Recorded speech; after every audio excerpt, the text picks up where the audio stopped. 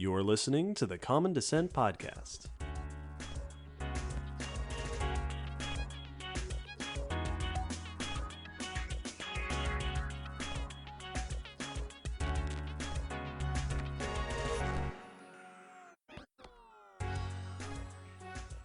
Hello, Will. Hello, David. Hello, everybody, and welcome to Common Descent. This is a podcast about paleontology, evolution, life through time, and stuff like that. And this is episode 207, the last episode of 2024. We've reached the end of the year. And we have a, I think, sufficiently celebratory and exciting topic for this final episode. We're back to dinosaurs, this time with Therizinosaurs. Yeah. I don't have any explanation for this, but they feel Christmassy to me. I agree, and I also don't have an explanation. Listeners, please feel free to submit your reasoning why you think Therizinosaurs feel festive. Maybe they bounce. Well, you could decorate Yes, them. that's the thing, I think a Therizinosaur is shaped like a Christmas tree. Yes, exactly, yeah. That's why they're great. Hey, Therizinosaurs are a group of dinosaurs. They are among the weirdest famous dinosaurs. Yes. They are theropods, so they're within that big family of bipedal, meat-eating, fast-moving dinosaurs, except that Therizinosaurs are not meat-eating and they are not fast-moving. They are odd. Yes. And they're famous for having giant claws. We will talk about what features make Therizinosaurs interesting, the path that their evolution took them on. We'll mention some famous examples, and we'll talk about what we understand about their lifestyles, including those famous claws for which they are named. Like all of our episodes, this topic was requested. Therizinosaurs, unsurprisingly, like a lot of our dinosaurs, have received many requests. By popular demand. This group was requested by Mark, Drew, Corbin, Patrick, Nyarlathotep, Big Boss Man, Lydia, Hadley, Chris, Noah, and Renelin and Cade. Well selected, everyone. Great choices. Remember, dear listeners, that anyone at any time can submit your own request for what topics you'd like us to cover on the podcast. Go to our website and submit something through the topic request form. Link in the episode description. Hey, speaking of links that are in the episode description, another link that you'll find down there is the link to our Patreon. Yeah. The support that we receive from our patrons on Patreon allows us to do all the things that we do here at the podcast, and in return, our patrons get all sorts of bonus goodies. They get bonus news, and they get director's notes, and then we do live streams with them. There's gifts that you can get at certain levels, and one of the things that you can get at certain levels on Patreon is your name shouted by us here at the top of an episode. This episode, we would like to welcome new patrons, Kat and Durkaj. Welcome. Thank you so much for joining our Patreon. Welcome, and thank you so much. This time of the year is always, it's extra nice to think of on our Patreon, not only because, spirit of giving and all that. Yes. But like we're moving into a new year, and Yeah. we're reflecting upon how this past year has gone, and really it is everything that we are able to do is thanks to our Patreon. It's very nice. Speaking of the end of the year, it's the end of the year, and that means two important things. Number one, at the very end of the year, we will be releasing our end of the year Q&A, where we will respond to just millions of questions that have been submitted to us by our audience, patrons, and beyond. We'll drop that right before the new year, so tune in to listen to us talk for several hours about whatever people asked us about. Also, it's the end of the year, which means that Spotlight 2024 is officially over. 10 episodes released across 10 months of the year. 10 discussions/interviews with a bunch of our paleontology podcasty colleagues. Super fun. All of those episodes are now available for you to listen to. So if you haven't listened to them or if you've forgotten them, you can binge listen through the whole batch. They're really good. They're super fun. I highly recommend you go through them all. Big thanks to all the patrons who suggested questions that we used to guide those discussions. And a huge thanks to all of the guests who joined us for our Spotlight series. It was lovely. And now that this year is coming to a close, we are looking towards next year. And one of the first things that happens in any new year is that the podcast turns a year older. Yes. We will be celebrating 8 years of Common Descent with a live stream, this time right at the beginning of February, Saturday, February 1st. Join us for our live stream at 2 p.m. U.S. Eastern Time on YouTube. Links in our episode, links on the website. We'll post it on social media, and you can come join us. We will be chatting with our audience and also making some announcements about new fun things we've got to announce for 2025. Yeah, the anniversary live stream is always so much fun, and I'm so excited for this one.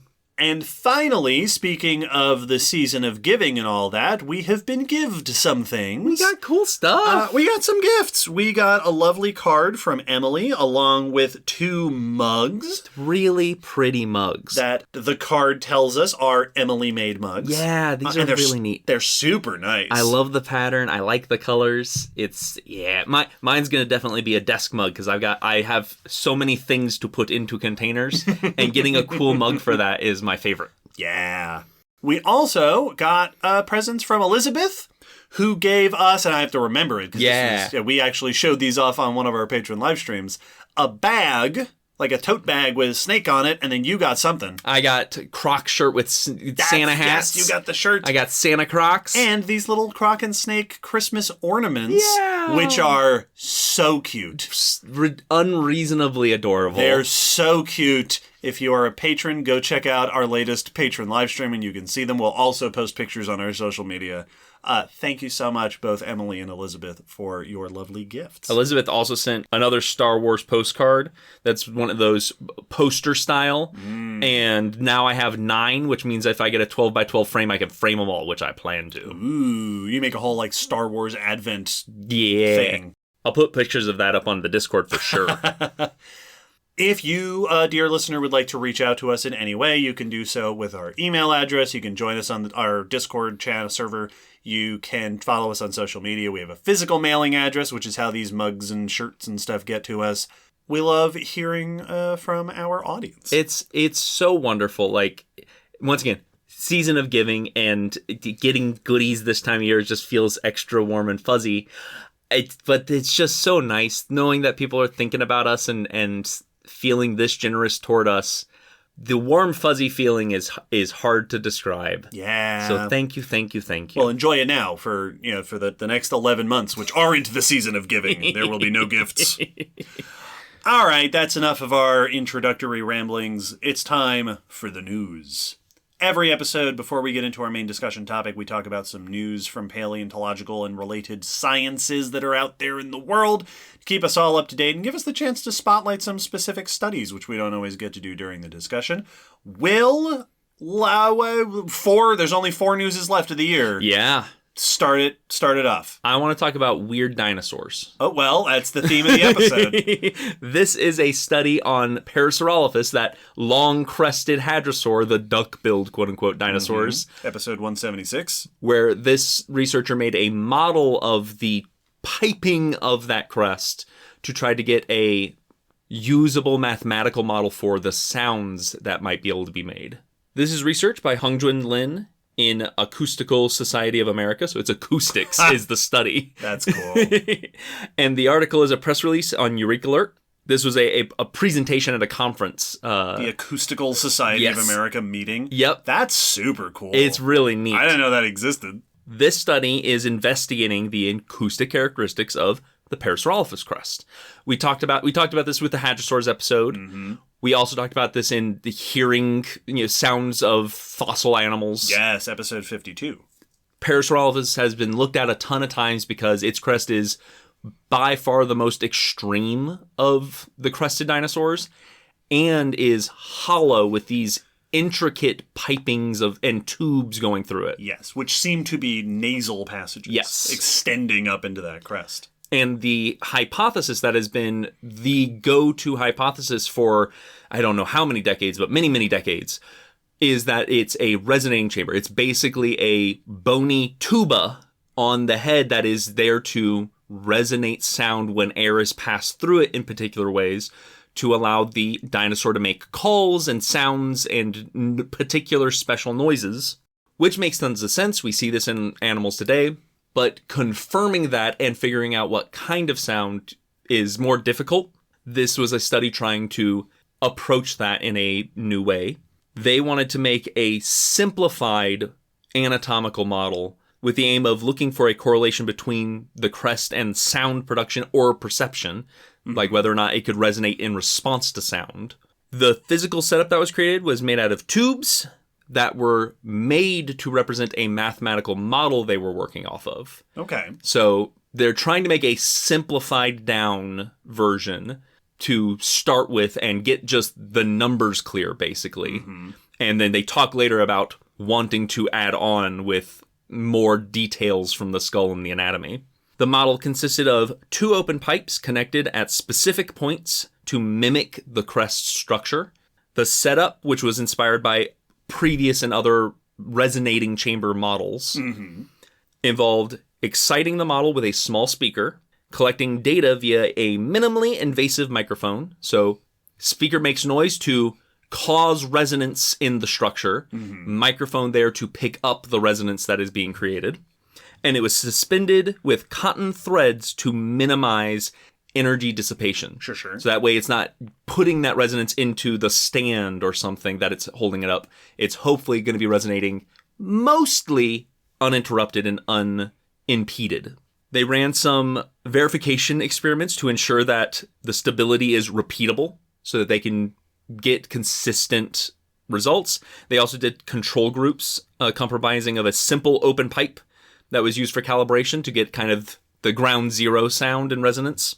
They do note that it's not a perfect replication of Parasaurolophus. This isn't meant to be a mechanical Parasaurolophus, but just to verify the mathematical framework they're trying to put together to understand and study the resonance.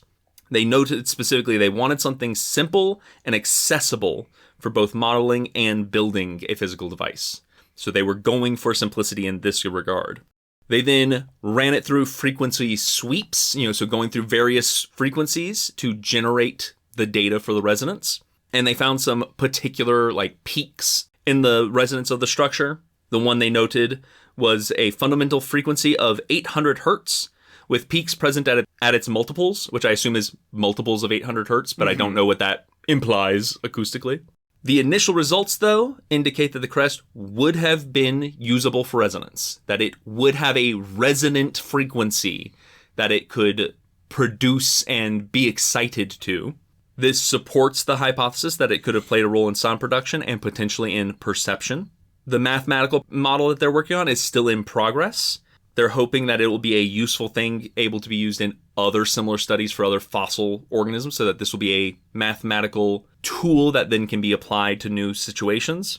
They also plan on creating a plugin for people to mess with the model that they create. Yeah, that's fun. They cite the fun example of adding these mathed out dinosaur sounds to music or something. And they know that once they have a fully working model, they'll then start moving toward fossil scans and ultimately try and get as close to understanding what this dinosaur might have sounded or its crest might have allowed it to sound like. I'd be interested to see how the resonating capabilities of that chamber will be adjusted as it gets closer and closer to the actual shape of that crest, but also considering soft tissues. Yes. Which is something, when we've talked about this in previous research, that's something that often has to be addressed, is the fact that we don't know what the soft tissues inside there look like, which can make it difficult to not only fully understand what they were doing with sound, but also expands the possibilities of what they could have been doing with that crest. Yeah, it's definitely the biggest hurdle in understanding what this crest was doing, is that we may be missing some of the most critical components, depending on how the anatomy of this crest actually was. But very cool to see physical models supporting this idea that it is something that could carry sound effectively. Well, and I also like that this is a stepping stone toward a mathematical approach to understanding it, instead of just the physical model being the instep, which is very neat to me. Yeah. Also, the idea of it receiving sound is an interesting point that I don't think that I've considered before. That if it's capable of resonating sound out, I wonder if it could be something that could it funnel sound inward a bit, kind of like the shape of our ears. Yeah. Captures sound efficiently. Well, and it makes me picture the videos I've seen of the same tuning fork brought together. Like, if you have two tuning forks that are at the same frequency, that resonate at the same frequency, and you hit one, the other will start to vibrate. Yeah. Because the same frequency will excite it because it resonates at that frequency. So yeah, like, would a Parasaurolophus call from from the crest resonate another crest so that they could detect it more particularly if they both resonate at the same frequency? Interesting. Mm-hmm. Well, I've got news. My news is not about weird dinosaurs, but it is about a weird diet for bears. Go on. Bears in Scotland, specifically. Scottish bears. So the bears from Brave, I assume. Oh, yeah, there you go. This is research by Andrew Kitchener and Kate Britton in Bio 1, and we'll link in the blog post to a press release on phys.org via the University of Aberdeen. For the most part, this study focuses on brown bears. Brown bears, Ursus arctos, are one of the most widespread species in the world today. They are found all over the northern hemisphere. Here in North America, they're very common. They're in Europe. They're in parts of Asia. They're even in northern Africa and the Middle East, all over the place. One place where we do not see brown bears today is in the British Isles. Bummer for them.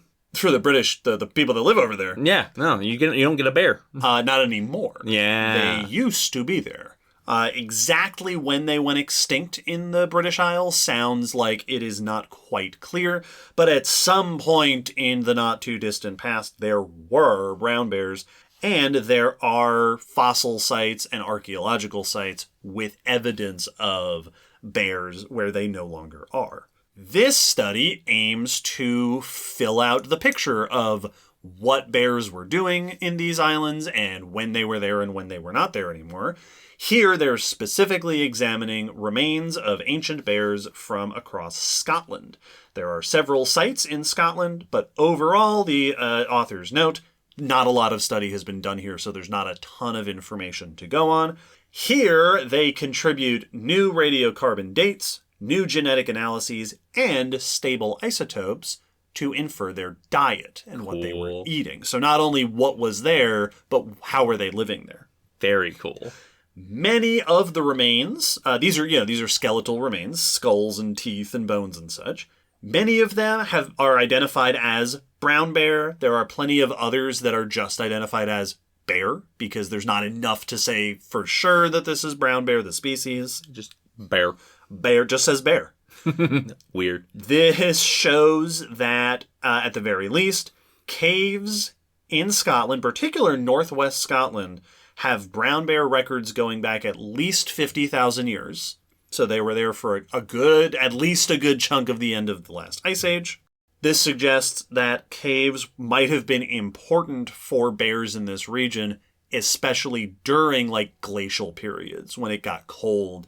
That's, when bears are using caves in modern times, usually bears don't typically live in caves. Yes. They shelter in caves, particularly over the winter when they need a safe place to hibernate or something. They're not notably cave specialists. Yes, or they'll den in caves. Yes. That might be a place to protect their young.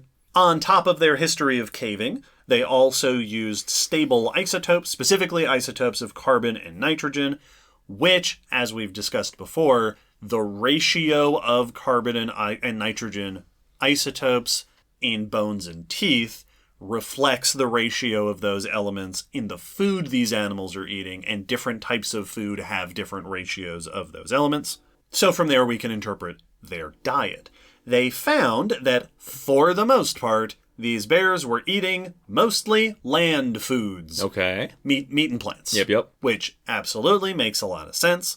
They also did detect some level of contribution from fish and other aquatic foods, which again, that we see that in brown bears today.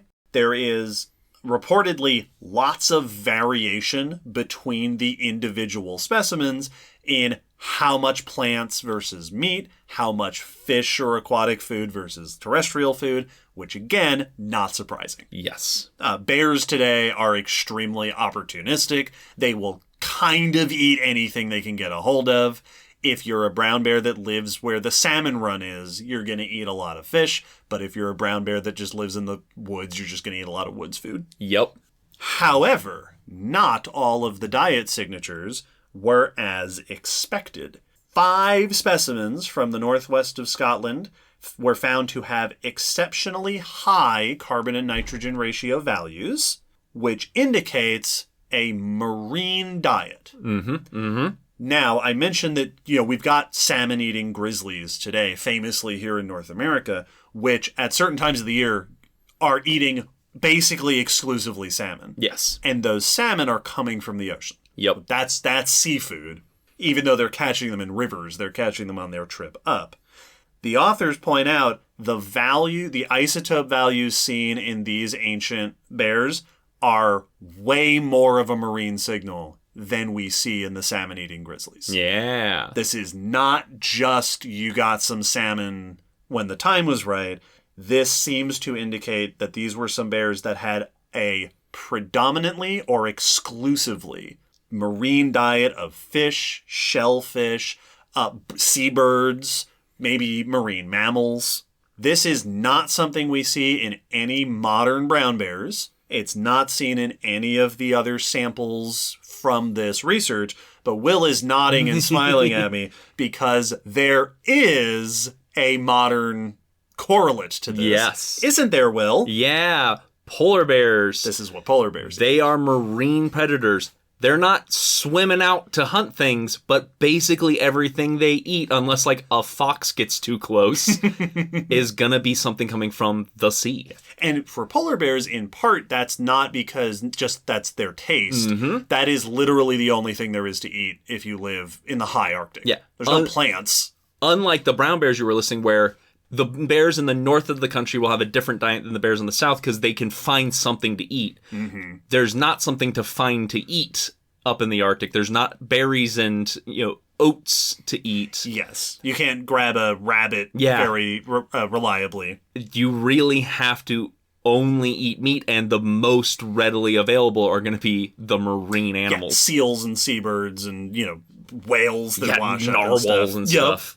So, these 5 bear specimens seem to have had a very polar bear-like diet, which could be that this was a population of brown bears that were mainly marine, that were predominantly eating marine foods, possibly for similar reasons that we see in polar bears today. If it was during a time, especially during the last glacial maximum, where it was extra cold and frigid, especially up north. Or it could be that there were polar bears in Scotland at this time. Yeah. In the latest Pleistocene. This would not be fully unprecedented, maybe, because according to the researchers, there is one skull that has been identified in this region as possibly polar bear. That's cool. From the last glacial maximum. It sounds like it's sort of a tentative, like it's got some features that authors have pointed at are reminiscent of polar bears, but it's not for sure. So this is not the first time that this idea has been suggested that there might have been polar bears there. They also make the note, and this is something that I was hoping they would say, and Will is nodding as well, because I'm sure you had the same idea. Polar bears and brown bears are known to hybridize. Yes. They can make, and to my knowledge, viable hybrids. Yes, I believe so. I don't think they're sterile like a lot of famous hybrid animals that can't reproduce. These are just they're blonde brown bears or kind of dirty, what's the word, like salt and pepper polar bears. And then that's it. So it could be that this is a bunch of brown bears with a very marine diet. It could be that these are polar bears in a place that we didn't know they were before. Or it could be that these were, brown bears with some polar bear ancestry from some interbreeding interval in the past. But at the very least, it seems that there were late Ice Age bears hunting seafood in Scotland. So cool. This is such a cool study for, when you first started saying it, the first thing that came to mind were grizzly bears on the beach that I've seen that are kind of beach specialists. They know how to open clams. They are hunting down washed up corpses that have come from the sea, whales and things like that. And so I was like, all right, that makes sense. But then when you said that It's not seen in any brown bears today. Yep. And it's cool because all three potential options feel perfectly viable of like polar bears are famously a just northern species today, but they are extremely versatile animals. Like they're still a bear and they can do well in a human society just like other bears. Like they can adapt to a new altered environment like many bears famously can. And during times where more of the planet might have looked like the Arctic. Right. Well, but polar bears are experts at traversing over ice. Yes. And during a time where the ice caps were expanded, could very easily have expanded their range. Yes. But I also would fully believe that there could be a population, and it could be one of those where it's like how orcas, where it's like this population of orcas is specialized at hunting whales. These 100 bears. Yes. Only do this. They learned this new skill. It is this community. They do it. No one else does it. Because we see that with things like bears and dolphins and orcas, where this group of 50 learned a new thing, and it has now become a thing they are specialized at. And we're starting to see it skew their population into a different way. Or even that they just happen to be in a circumstance, maybe the northwest of Scotland at this time was like where all the manatees went to die. Yeah, exactly. Or maybe not manatees, but like belugas or narwhals. Maybe this was like the beluga graveyard, and these bears were like, great, this is fantastic, we don't need to eat any other food. We happened on their birthing ground or something. Exactly. And set up shop, and we can hibernate through the times in between they're here, and then feed like crazy when they are here, and that's basically all we're eating. Yeah. So there's a lot of possible explanations for and then this. the hybrid makes tons of sense, but I would love now to see studies on hybrids. Do we see a blending of behaviors? Yeah. Are Pisleys extra marine dieted bears? Yeah. Are we getting a mixture in our growlers and Pisley bears? So cool. Bears are awesome. Bears are very cool. Well, my next news is about I think, equally cool but not nearly as cuddly marine animal. This is about anglerfish evolution and how it is surprisingly dynamic for the areas they're living in. This is research by Elizabeth Christina Miller et al. In Nature, Ecology, and Evolution, and the article is by Laura Bisus in Popular Science. This study was looking at anglerfish, but looking at it more to study the concept of very often when we see organisms move into a new habitat, we see a diversification of forms and lifestyles and such as they fill into this new realm that they now have access to. But this is a well-known phenomena that happens, but some habitats are very unique. And the question comes up of, does that apply to them as well? Right. Does something that gains access to the deep ocean, where food is rare, light is non-existent, does that still offer the same opportunities of diversification? Yeah. Or would you be restricted in form and not see the same pattern? Episode 128. They decided to look at this through the lens of anglerfish. Anglerfish, very famous deep sea fish. They are the typically kind of pumpkin-shaped with a little tail coming off the back, and very often with bioluminescent decorations, often with a lure coming off the forehead, which is the front of their dorsal fin. The angler part of their name. Yep. Because they're fishing. Yes, and they'll draw things in. They often have wide mouths with sharp teeth and very tiny eyes. They, to try to look at what happened to anglerfish when they got into the depths of the ocean, constructed a phylogeny.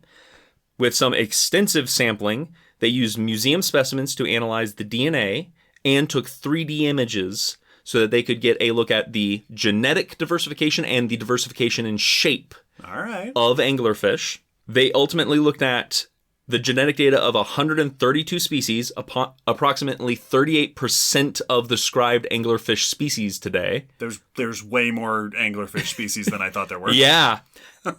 And looked at 1,092 loci on their genes. Okay, sure. Specific genetic segments. Spots on the genome. So this was a very thorough examination and sampling of anglerfish. They also used genetic data that was complemented by fossil data. Sure. So to put this all into context, they microscanned those fossils to add it to this list and put together a evolutionary history of anglerfish. Cool. This also makes it sound like there are a lot more anglerfish fossils than I thought there might be. Yeah, I don't know. They didn't mention how many there were. It sounds like there are any. Yes. Which is more than I would have guessed. They found some interesting patterns. First off, that deep sea pelagic anglerfish, so deep down in the water but still swimming in open water, originated from a benthic, which means bottom dwelling, so on the seafloor ancestor, but that this ancestor likely lived on the continental slope, so not at the abyss, but on the slope going down into the depths, near continents. The anglerfish that we more famously know evolved from an ancestor similar to this, probably similar to something like a frogfish or stonefish, which are cousins of anglerfish, but tend to live more in reef areas, but still sitting on the bottom. Right. Well, a stonefish looks like a stone. Yes. In part helping it blend in with either a reef or like the rocky bottom. Absolutely.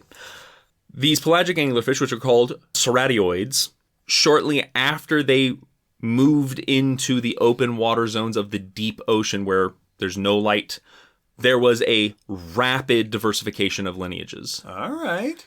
They saw huge evolutionary changes happening then, and they started developing the features that they're famous for: larger jaws, smaller eyes, and a laterally compressed bodies. Adaptations likely to this new extreme environment. But despite this very directional evolution, they also showed a huge variability in body, skull, and jaw shapes. Okay. So they were trying out different things. Yeah, so we saw a very aggressive evolution to deep sea life, but also a huge amount of variability in that process as well. Yeah. There was the famous round-shaped ones, but also things like the wolf trap group, which has jaws that look more like a trap and are, I think, longer in their overall body shape.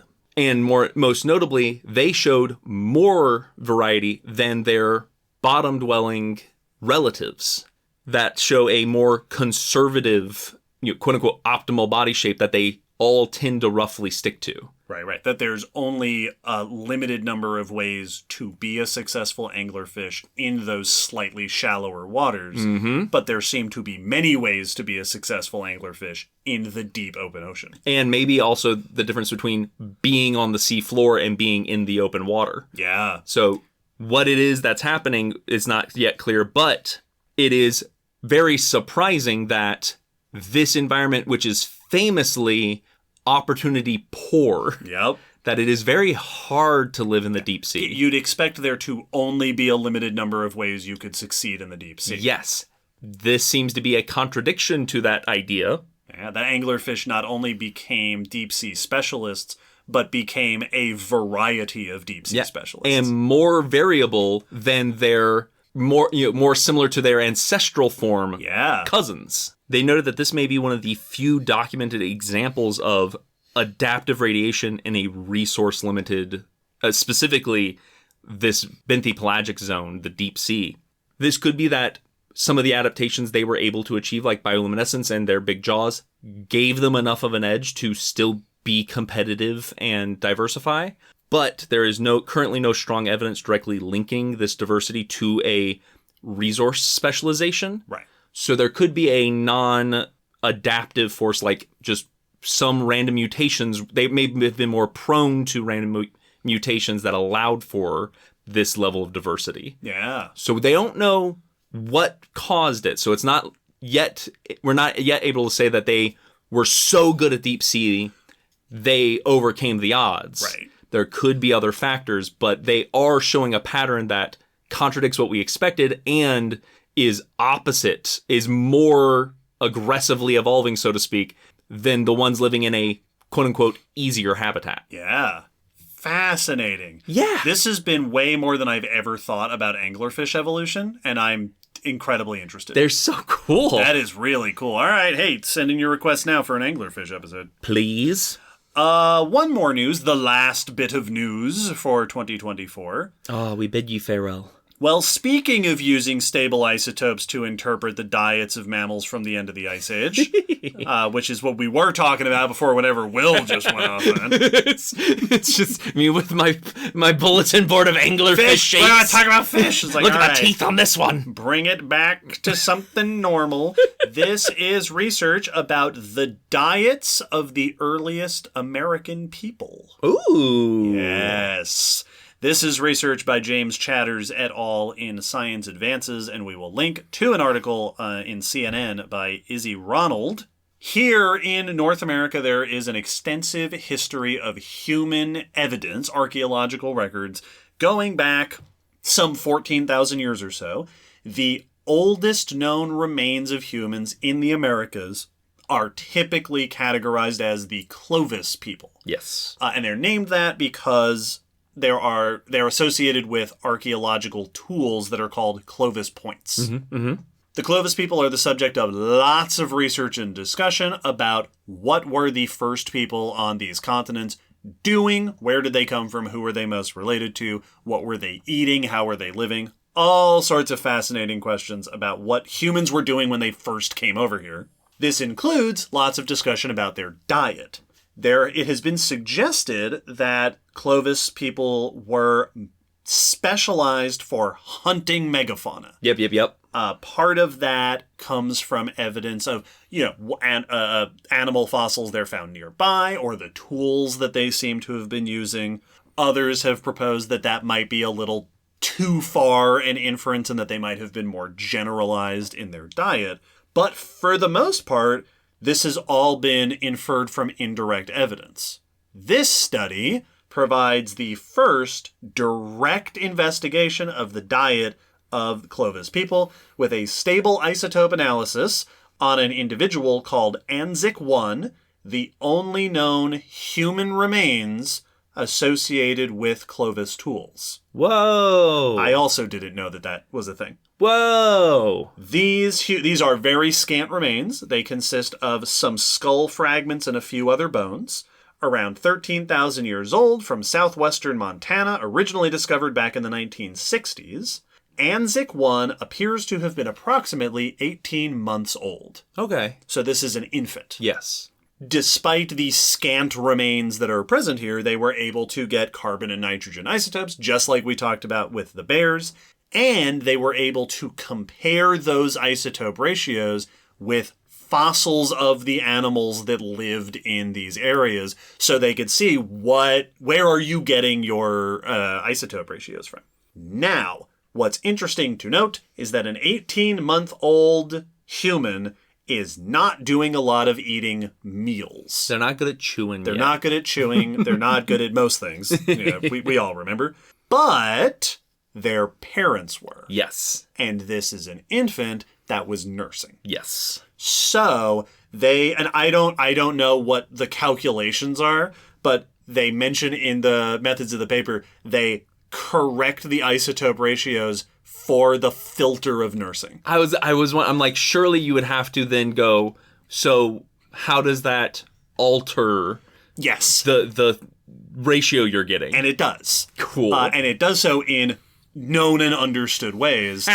So they are not so much inferring this child's diet as they are inferring this child's mother's diet. That's very cool. Which is so cool. Oh, science is so great. Science is so cool.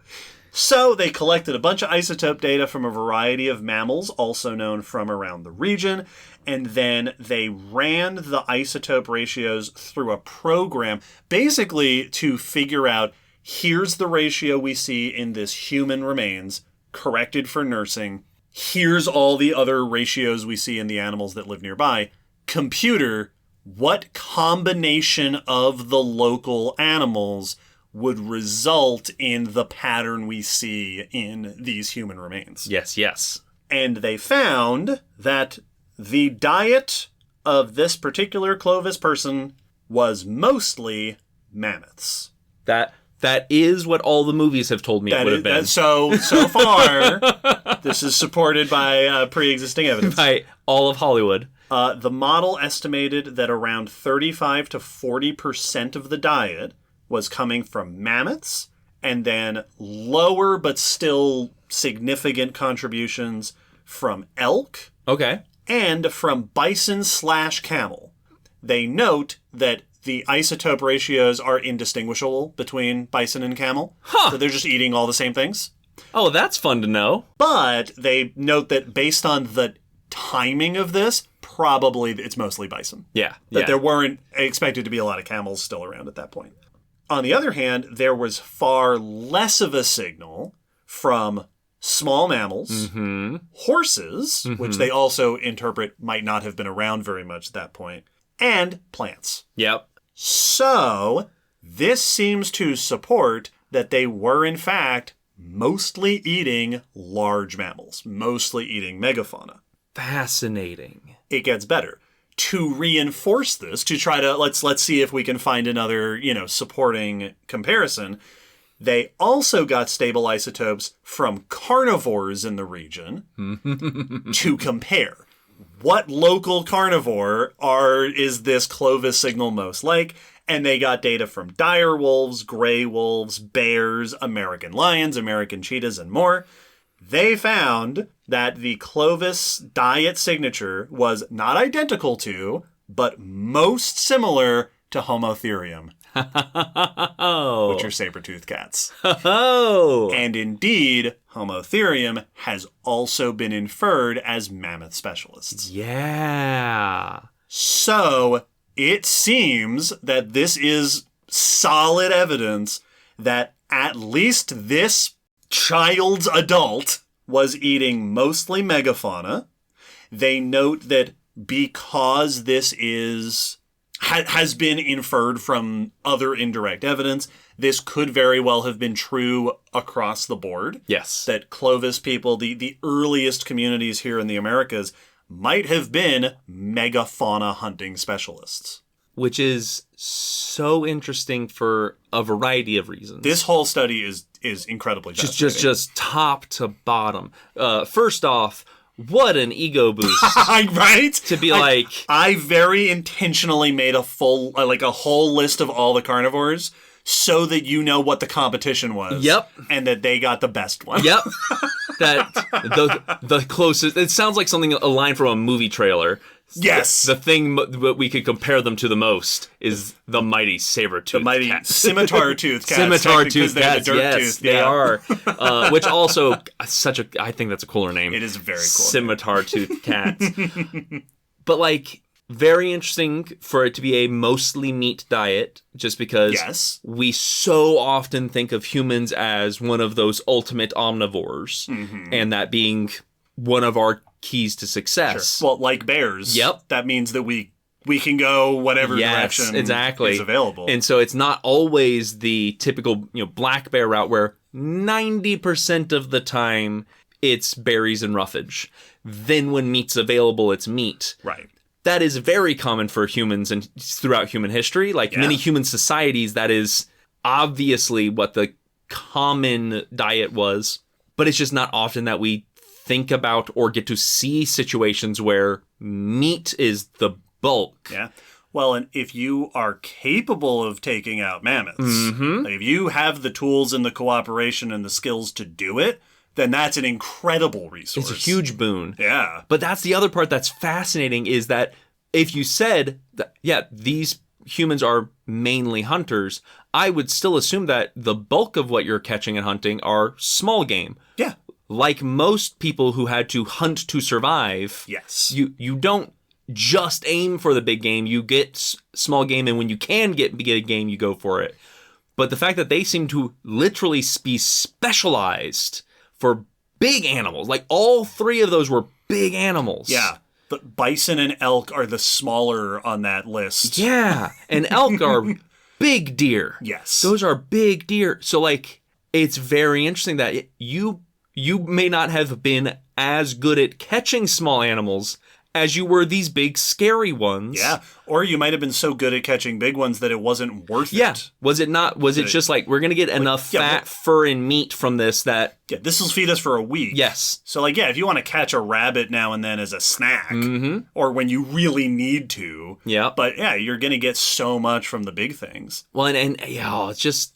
so cool. Now, this does obviously bring up the ever-present subject of human interactions with late Ice Age megafauna. Yes. The authors do make the point in this paper, nothing about this study directly supports the idea that humans were responsible for the extinction of mammoths and other Ice Age megafauna, although it does imply that humans were certainly a pressure. Yes. That for sure humans were putting some amount of hunting pressure on these animals.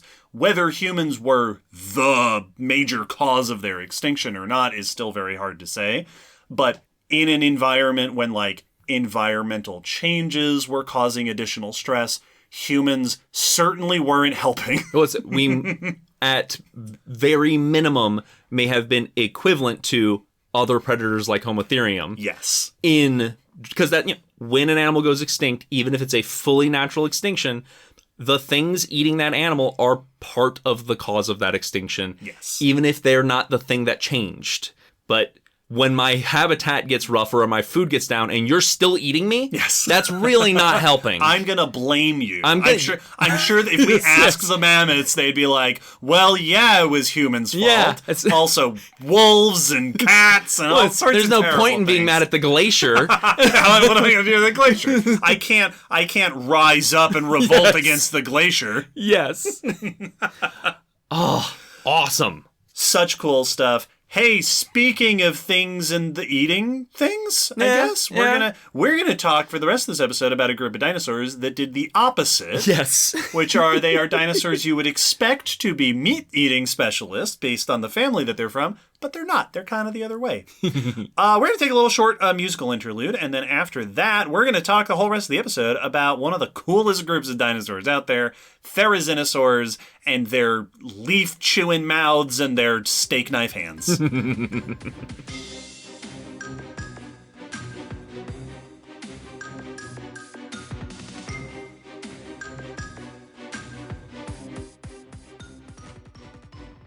As dinosaurs go, Therizinosaurs occupy an interesting space for me, sort of where I catalog them in my brain, because they are a group of dinosaurs that is very famous now, but weren't very famous when I was a kid. Yes. And I feel like Therizinosaurs and Spinosaurs feel like the two that have sort of had their heyday in the last couple of decades.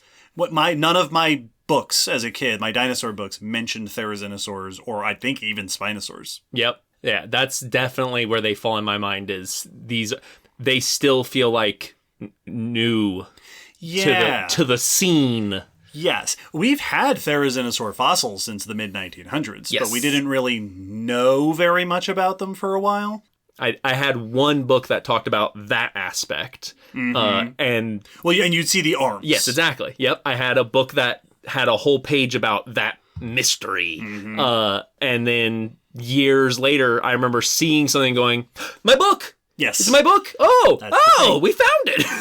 So Therizinosaurs are like SpongeBob SquarePants in that, like, it was around when I was young, and I get it, but I was just a little bit too old, and it was never really part of my childhood. It's not like SpongeBob for me. I was a SpongeBob kid. Right. So let's explore this very unusual group of dinosaurs. Therizinosaurs are a group of theropods. So they are part of this is your bipedal, mostly carnivorous, big mostly this episode. Yes. But your T-Rex, your Velociraptors, your Allosauruses, your Spinosauruses. Therizinosaurs fall within that group. More specifically, Therizinosaurs are coelurosaurs, so they are part of that corner of the theropod family tree that has all of the famous feathery members, T-Rex, Velociraptor, all those sorts of things. And even further in, Therizinosaurs are part of the Maniraptoran diversity of theropods, which we talked about in episode 189, about dromaeosaurs, which are also part of Maniraptora. Yes. This is basically the coelurosaurs that aren't T-Rex or ornithomimosaurs. Therizinosaurs are, in terms of where they sit on that family tree, They're close-ish to ornithomimosaurs, the ostrich dinosaurs, the running Gallimimus or Ornithomimus ones. They're close-ish to oviraptorosaurs with their beaks and their head crests. They're often found to be very closely related to the alvarezsaurs, which tend to be smallish with very reduced digits. They've got like little rock pick hands. Alvarezsaurs is another group of dinosaurs that weren't famous when we were kids and still aren't famous. Yes. They're waiting, I guess, for their time to come. Yeah, they're inching their way up the ladder. Slowly. But it's hard with such tiny arms. Like a lot of their close relatives, Therizinosaurs are bipedal. They stand on two legs. They have long arms. They have feathers. These are very common traits among this batch of dinosaurs. Beyond that, they stand out for a number of interesting features that not only make them different from a lot of their close relatives, but make them very strange-looking dinosaurs. Yeah, it's not like they resemble another group outside. They're kind of their own thing. They're a very unusual, they're very distinctive. They have a lot of features that are very odd to see in a theropod dinosaur. And we're going to go, over the course of this episode, we will explore why they have all of these weird, unusual for theropod features. They aren't just a little bit unusual, they are quite unusual. Therizinosaurs tend to have long necks. Not long necks, but longer than a lot of other theropods. Yeah. They tend to have small heads. Long neck, small heads. A lot of them, especially later Therizinosaurs, also have beaks. Mm-hmm. Those three things, long neck, small head, beaks, are not unique to them among theropods. Ornithomimosaurs are like that. I had that thought when you said they were closer to that. It's like, oh, okay. I see the facial resemblance. Yeah, their ornithomimosaurs are just outside of maniraptorans. Therizinosaurs are just inside. They have some of that resemblance in their overall shape. Like some of their close relatives, Therizinosaurs tend to have long arms. Unlike many of their close relatives, they tend to have large claws on their hands, and they tend to have short legs and feet. Yeah. The back legs are kind of short and stocky, which very unlike ornithomimosaurs, which are running adapted, and also very unlike basically all theropods. Yeah, stocky is not what I think of when you say theropod. Theropods are runners. They're graceful. Even T-Rex, Yes. which is, big and beefy. Those legs are long and slender and well adapted for either fast movement or long distance movement. They're movers.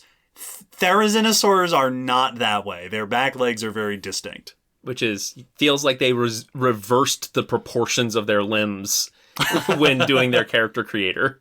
Yeah, they slid the... Well, they misread which slider they were sliding. They're like, yeah, long legs, short arms, good to go. What? Well, and speaking of the sliders in their character creation, Therizinosaurs also tend to be wide. Yeah. They have broad hips and a wide torso. Again, theropods we tend to think of as streamlined. Yes. Therizinosaurs are not streamlined. Also, unlike the sort of famous idea of theropods, Therizinosaurs are herbivores. Mm-hmm. It is not entirely clear how herbivorous they were. It's possible that they were mostly herbivorous. It's possible that they were exclusively herbivorous. But at the very least, they were heavily reliant on plants. Yeah. This is something that is unusual across most theropods, but actually isn't unusual in the coelurosaur corner of the family tree. Ornithomimosaurs, alvarezsaurs, oviraptorosaurs, troodontids, birds are all varying degrees of omnivorous or herbivorous. So while that is weird across most theropod dinosaurs, this is actually the part of the tree where you'd expect to see something like Therizinosaurs being very herbivorous. As we will see, many of the ways that Therizinosaurs are unusual are convergent features similar to other herbivorous theropods and even herbivorous non-theropod dinosaurs. Yeah. Right? Long necks, small heads is a thing we see outside of theropods. That is famously in sauropods. We're going to see more stuff like that as we go. Therizinosaur fossils are found all over the world. Most continents have at least some representation of therizinosaurs. They range in size. The smallest therizinosaurs, things like Beipiaosaurus and Nemongosaurus, which both, I believe, are from Asia, are small for therizinosaurs. 2 or 3 meters long, 50 to 100 kilograms, maybe a couple hundred kilograms. So like bear size. Yeah. Like a black bear or another small to medium-sized bear. The biggest therizinosaurs, the largest one being Therizinosaurus, the one that gave the group its name, are elephant-sized. Yeah. 9 to 10 meters long, so like 30 feet long, several tons, among the largest dinosaurs in the Maniraptoran lineages, alongside like Dinochirus, which is an ornithomimosaur. Most dinosaurs in this corner of the family tree don't get this big. And I remember that being one of the things that blew my mind once I actually learned about the group was we learned they were weird as we learned. It's like, okay, that's surprising. And then that they were also some of the biggest theropod. Like they were among the size category. Therizinosaurus is T-Rex size. Yeah. And so like you're weird and you got big. That's kind of shocking. As is often the case, I would expect something that's super weird to maybe be super niche. You are doing different sizes and stuff. Absolutely. They also, as I alluded to before, are feathery. Yeah. Not surprising. All lineages within coelurosaurs have some amount of feathers. There is only one Therizinosaur genus, species, that for sure we know to have had feathers. Like, we have direct evidence of feathers. Beipiaosaurus has filamentous feathers, so the sort of single long filaments preserved on the arm and the tail. Some of them are unusual for feather shapes. We talked about this in episode 183. These are these long ribbon-like feathers that are, up to half a foot long. Yeah. Which, if I remember correctly, are so far only known from Beipiaosaurus. Cool. They are also, I've seen somewhere mentioned that there is another Therizinosaur that has similar feathers, but it might just be another Beipiaosaurus. Yep. So there's at least one, maybe two Therizinosaurs with direct evidence of feathers. But we expect all Therizinosaurs almost certainly had some amount of feathering. Yes, it's so common in their relatives, and one of them definitely has it. It would be weird if that's the only feathered one. Now, as I mentioned at the start of this discussion, Therizinosaurs feel unusual because their fame has sort of been a recent thing, but their discovery as fossils is not particularly a recent thing. Therizinosaurus itself, the name Therizinosaurus, was given to fossils originally back in the 1950s.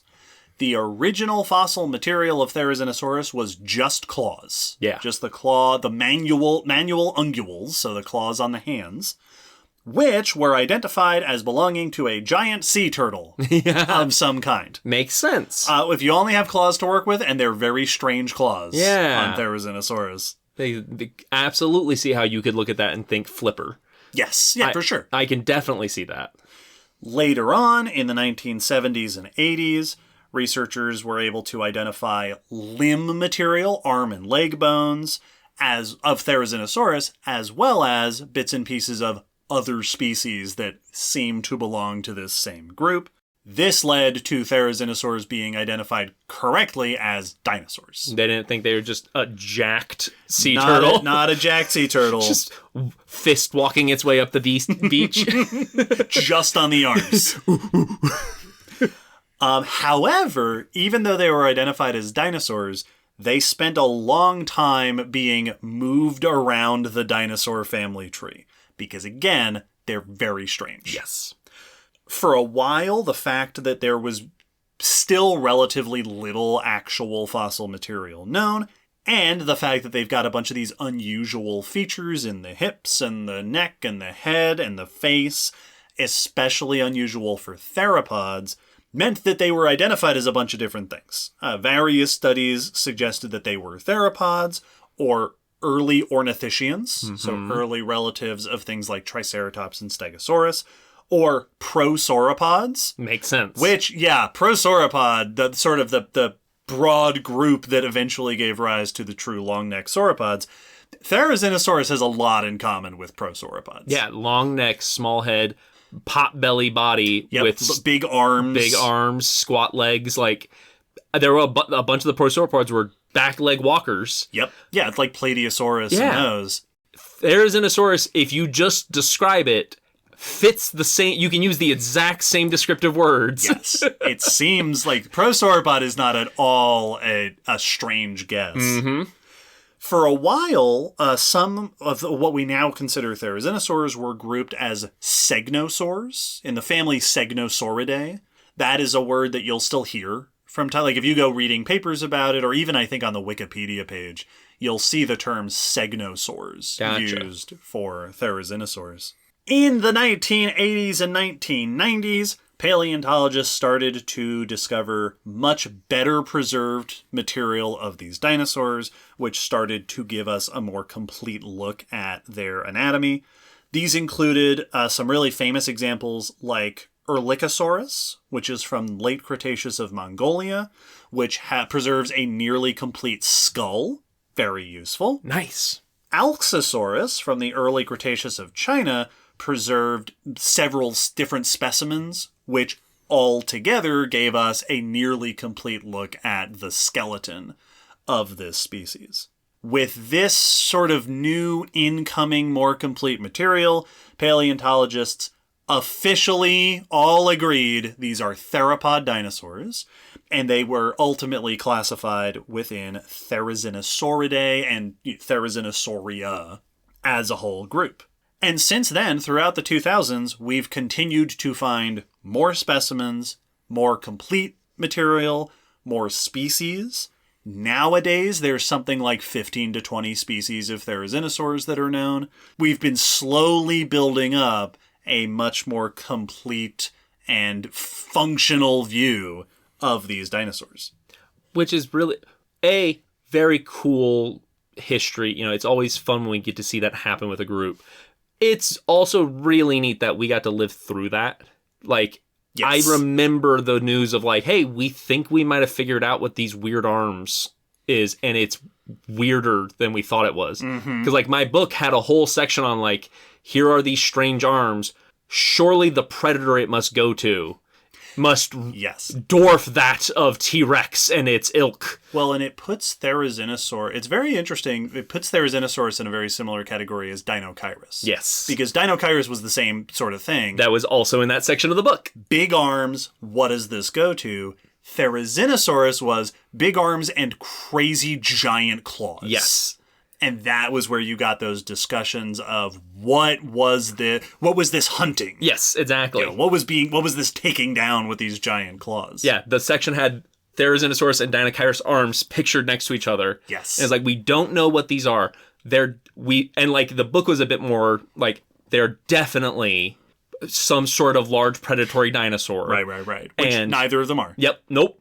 And the opposite, in fact. They are both interested. They're strangely similar dinosaurs. Deinocheirus is an ornithomimosaur.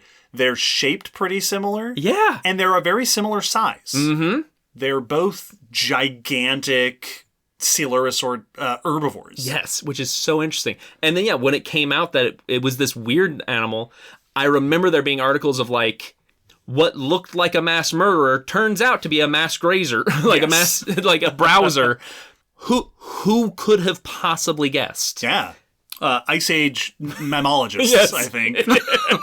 Probably could have guessed. Yep, they were like, I've seen this before. Yeah, this is a sloth. It's just a sloth dinosaur. Yep. More on that here in a little bit. Oh, boy. Therizinosaurs, of the ones that we have, most commonly are known from China and Mongolia. Mm-hmm. There's also a handful here in North America, and there are some possible fragmentary remains in places like Europe, Africa, Japan. All therizinosaurs are known from the Cretaceous period, except maybe one. Okay. There is a single partial jawbone from the early Jurassic of China, which has been identified as Ishanosaurus, which might be a therizinosaur. Interesting. If it is, that is tens of millions of years older than any other known therizinosaur. Yeah. But As of right now, it sounds like its identity is kind of unclear. Which makes sense. It's a partial section. Yeah. So, and these are weird dinosaurs. And they're very strange. So it absolutely makes sense that there's questions about it. Very intriguing. It's also so cool that it turns out that this mysterious group that we've only learned about, like fully learned about in recent decades, is also global. Yeah. Because I also would have assumed that it's like, oh yeah, here in China, and that's it. Right. But no. They were at least widespread across the northern hemisphere. That's so cool. Yep.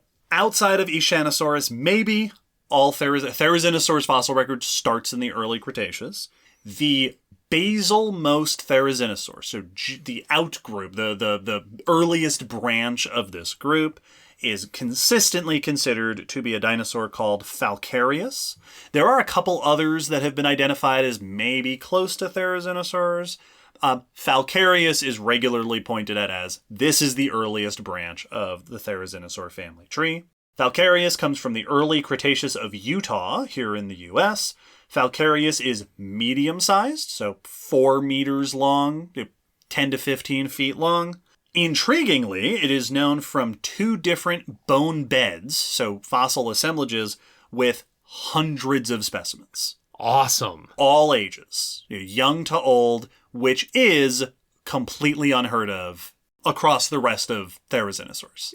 Excellent. So we have a very good look at Falcarius, and it looks kind of like not like a Therizinosaur. Interesting. It has a lot, for the most part, anatomically, it looks like what you would expect a typical Maniraptoran dinosaur to look like. It's got, it's shaped kind of Velociraptor-esque or Oviraptorosaur-esque. There are just the hints of those early Therizinosaur features. It's got a longer neck and a smaller head, but this was at a time in Therizinosaur evolution where they hadn't achieved all of the unusual features that are characteristic of Therizinosaurs. Which makes perfect sense. Like, you got to start somewhere. You have to start somewhere, and you're going to start probably something more close to the average. Yes. So that totally tracks, but it is a fun concept of a very non-Therizinosaur. Yes. This was a prototype. Yes. Across the early Cretaceous, there are several other species, variously more Therizinosauri. This includes Beipiaosaurus, the one with the feathers, Alxosaurus, the one with several specimens. During this time, we start to see more of those specialized features across these we start to see more of these specialized features across these lineages. Features in the hips and in the feet, the teeth that start to look more like Therizinosaurus and the other later groups. Almost all of the early Cretaceous Therizinosaurs are from China, even though Falcarius is from North America. Yeah. Which makes it very difficult to figure out where did they get started. Yeah, exactly. Several of these early Cretaceous species are known with 1 or 2 pretty good skeletons, like Alxosaurus has a few good ones. Others are pretty fragmentary, and most of them are fairly small. Okay. They tend to be 2 to 4 meters long, generally under a ton, except there is one large Therizinosaur from the early Cretaceous, Sujosaurus, also from China, is a 20-foot-long Therizinosaur and probably a few tons. Okay. Which makes it the earliest giant among Therizinosaurs that we know of. Yeah, so it wasn't just a thing they led up to. It was something that they were achieving fairly early on. Yes. So we're starting in the early Cretaceous. We get the early attempts at a bunch of the things that would become sort of famous Therizinosaur features. And then in the late Cretaceous, we see Therizinosauridae. Yeah. The core family of Therizinosaurs, the derived species. Here is where we see sort of the finalization of all of those specializations. Short hands and feet, big claws, reduced teeth, fully developed beaks are all well established and in place by the late Cretaceous. Several late Cretaceous species are big, over a ton in estimated weight. Nothronicus from North America, Segnosaurus, which is where Segnosaur came from, which is from Mongolia, both of which are big. They also have giant claws. Yeah. Nothronicus from here in North America, complete claws are about a foot long. Yep. And Therizinosaurus itself, also from Asia, from Mongolia, is famous for being not only the first of the starting out the research on the group, the largest, again, elephant-sized, but also for its gigantic claws. Mm-hmm. Therizinosaurus's hand claws, the claws on its finger, are easily more than half a meter long, up to a meter long claws. Yeah. 3 foot long claws, the largest hand claws of any known animal. It's every time I see a picture of them, it takes me a moment to be like, "That is this drawn correctly?" And it's like, no, that's a picture. Oh. Well, and it always made it difficult to understand the scale of the picture. Yeah. I think it's part of why I, in my head for a long time, thought Therizinosaurus was smaller than it actually is. Because I'd look at those claws and go, oh, okay, well, those claws can only reasonably be so big. And then when you realize how big the dinosaur is, you go, oh, those are claws that are more than half as long as me. Yeah, I used to get that because of the book. It all comes back to the book. Yep. They had the Deinonychus arms next to Therizinosaurus, and Deinonychus has claws, hefty claws, but proportionate to the hand. Like, it looks just like a really big raptor hand or Allosaurus hand, kind of just a big theropod hand, like a really long, their arms like as long as you and I are tall. So it was massive, but normal looking. And then there was this salad fingers hand over here. And I would just stare at the two of them as like, because it was describing them both as predators. And I go, you make sense as a predator with those hooked claws. Yes. What could you predate? What are you doing? With these sickles. So it's got 3 claws on the hand, 3 of these big, long claws. I have seen it referred to as Freddy Krueger of dinosaurs. One of my absolute favorite bits of paleo art I ever saw, I don't remember who did this, I saw this when I was a kid, was a fully feathery Therizinosaur with the yellow and blue and black old school Wolverine costume. Yeah, colors. It had like longer feathers around the face where the mask would be. It had the mask, absolutely. It was the Wolverine. Perfect. Fantastic. It was super good. That is almost certainly not what Therizinosaurus looked like, but listen, until we find colors in the fossil record for it, your speculative coloration is as good as mine. You can go with the movies version. You could go with you could go with the orange and the black. Yeah, absolutely. You could go with the yellow and blue. He's like X-Force version. Absolutely. You could go with a little gray, a little old man Therizinosaur. Yeah, so whichever coloration of Wolverine you want to color your Therizinosaur, feel free. The horizon is the sky is the limit.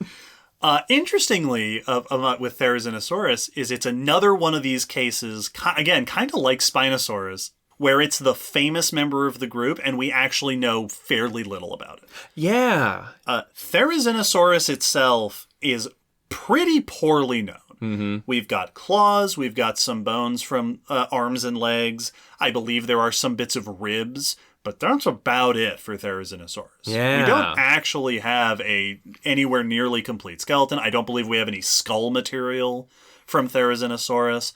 Most of what we know about it comes from its relatives. Yes, which are probably getting us pretty close. Yes. But you're also the biggest one with the most extreme claws, so how weird were you? Yes. Did you also have a head crest? Who knows what was going on up there? Oh, someday. So this is a dinosaur that we still actually don't know all that much about, especially compared to other dinosaurs in its group.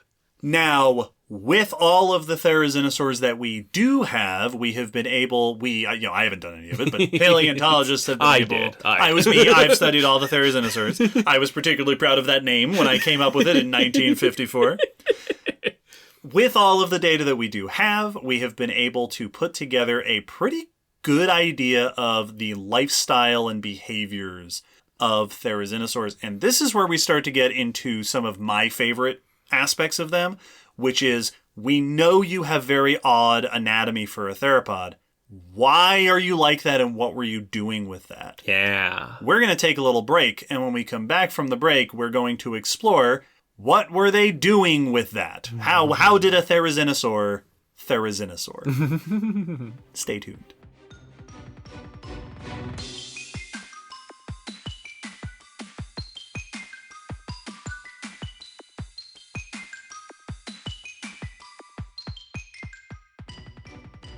Therizinosaurs are famous for their claws, or at least Therizinosaurus Very much so. is famous for its claws. That's where the name comes from, scythe reptile. Yeah. But for my money, for what it's worth, by far the most interesting thing to me about Therizinosaurs as a group is what they were eating. Their diet and how that affected their anatomy and their lifestyle. We'll get to the claws, but first, let's talk about something a bit more basic. From top to bottom, Therizinosaurs have a lot of physical adaptations that not only make them kind of unusual for theropod dinosaurs, but that make them very similar to other herbivorous dinosaurs. Yeah. Therizinosaur teeth tend to be blunt and leaf-shaped, very much like a lot of other herbivores. The lower jaw actually kind of dips downward in the front. It does that sort of little angle at the front of the mouth, which I haven't actually seen in any of the papers that I looked at an explanation for why it does that. Yeah. I assume it just is a better angle for scooping up plants and stuff. Yes, that's something about the bite mechanics that helps with. Therizinosaurs, especially the later groups, tend to have fewer teeth, and, this was interesting, a lower rate of tooth replacement. Interesting. That they have not only fewer teeth in the mouth at a time, but fewer teeth in reserve. Yeah. This pattern of tooth reduction we see in a bunch of other dinosaur groups, especially herbivorous theropods. Oviraptorosaurs and ornithomimosaurs tend to do this. The early Therizinosaurs often have these specialized teeth in the front of the mouth that are kind of like incisors, which listeners will remember from episode 88 about teeth. Incisors are a thing that we mammals have. Yes. That is not a thing that true incisors you don't see in other groups. Most reptiles have very samey teeth across the jaw. Early Therizinosaurs had these somewhat specially shaped front teeth that were probably good for snipping up, leaves and grasses and whatever they were eating. Over the course of Therizinosaur evolution, they also develop a beak. Yes. So later Therizinosaurs for sure seem to have beaks at the front of the mouth where they have lost their teeth. There is, as far as I could tell from looking at the literature, no direct fossil remains of Therizinosaur beaks. Like, we don't have any fossilized beaks from them. Okay. But the shape of the bones at the front of the skull, the pitting in the jaws in the upper and lower jaw, and the fact that they've reduced their teeth there are all also seen in other dinosaur groups that we know had beaks. Yeah. Things like Oviraptorosaurs. So they seem to have had the same snout morphology as beaked, especially, beaked herbivorous theropods. This is another thing that has happened repeatedly within dinosaurs, the development of beaks to aid with plant eating. A lot of ornithischians had beaks, right? The, quote, duck-billed dinosaurs had beaks. Horned dinosaurs had beaks. Oviraptorosaurs have beaks. Birds have beaks, which tend to evolve alongside losing teeth as these animals become especially adapted for herbivorous diets. Well, and like you said, the incisors, our front teeth, are good for nipping and stuff. Making a beak is arguably an even better surface because you can make an actual edge, just a flat edge to cut off plants with. So the beak is a keratinous sheath, basically, that fits kind of like a mask, kind of like a built-in mask that fits over at the end of the snout. That, like you said, tends to have a sharp edge or at least a shearing edge so that it can cut through stuff. Oh man, I wish, this is where at that moment, if we could magically add video right now, I wish I could show a sea turtle skull with their beak, because it's it's not as extreme as bird beaks where, very often it's hard to even detach those. Mm-hmm. This one is just this little cap over the face. It looks like you could just pull it off. Mm-hmm. Yep. Whether Therizinosaur beaks look like that, we do not know. Yeah. Oh man, I hope we find one someday, because once again, were they weird or were you pretty standard? Yeah. Oh. Yeah, we tend to think of I feel like beaks are famous. The most famous beaks today are like bird of prey. Yes. Right? Those tearing beaks. But the vast majority of animal beaks are not doing that. Yeah. That's a thing that they have. Well, this is what we now have to work with. But we're becoming carnivorous, so we need to make a murder beak. Yes. Instead of a, snipping beak. Therizinosaurs also, when we look at the anatomy of the jawbones, the musculature seems to be reduced. Yeah. That there isn't as much attachment space for big muscles. This is also something we see in other herbivorous theropod groups, which is probably because they're chewing and tearing and biting less. Yes. Mammals, we often see the opposite. Herbivorous mammals tend to have very powerful jaws because mammals do a lot of chewing. That's what our teeth are specialized for. Reptiles do not do, if you're a herbivorous reptile, you don't need to bite or chew very hard. You just need to swallow stuff. Yeah. So therizinosaurs, like other herbivorous theropods, are weaker jawed. They're probably grabbing and biting with the tip of the snout and then just swallowing their food whole without having to do a lot of mouth processing. Instead, most of the work for their digestion was being done in the guts. It is suspected that therizinosaurs probably had fermenting guts. Yep. Like we think of with like cows and stuff today, where they swallow their food and then it just sits in there and rots for a while. But like rots in a controlled way that gets the nutrition out of it. They like us brewing beer, where we are allowing this to spoil, but we're controlling what microorganism is doing that job, and we're controlling the climate, the atmosphere that it's in when it happens. That's what a lot of herbivore guts are. They have special bacteria and special climate inside that makes it rot the right way. Yes. That is expected, what was probably happening inside of therizinosaurs. And this is supported by the fact that, as you pointed out before, they are kind of pot-bellied dinosaurs. Therizinosaurs tend to have wide hips. The ribs and the gastralia, the belly ribs, are expanded, which would have left more room for the guts. Yeah. We see similar shapes in herbivorous dinosaurs like sauropods.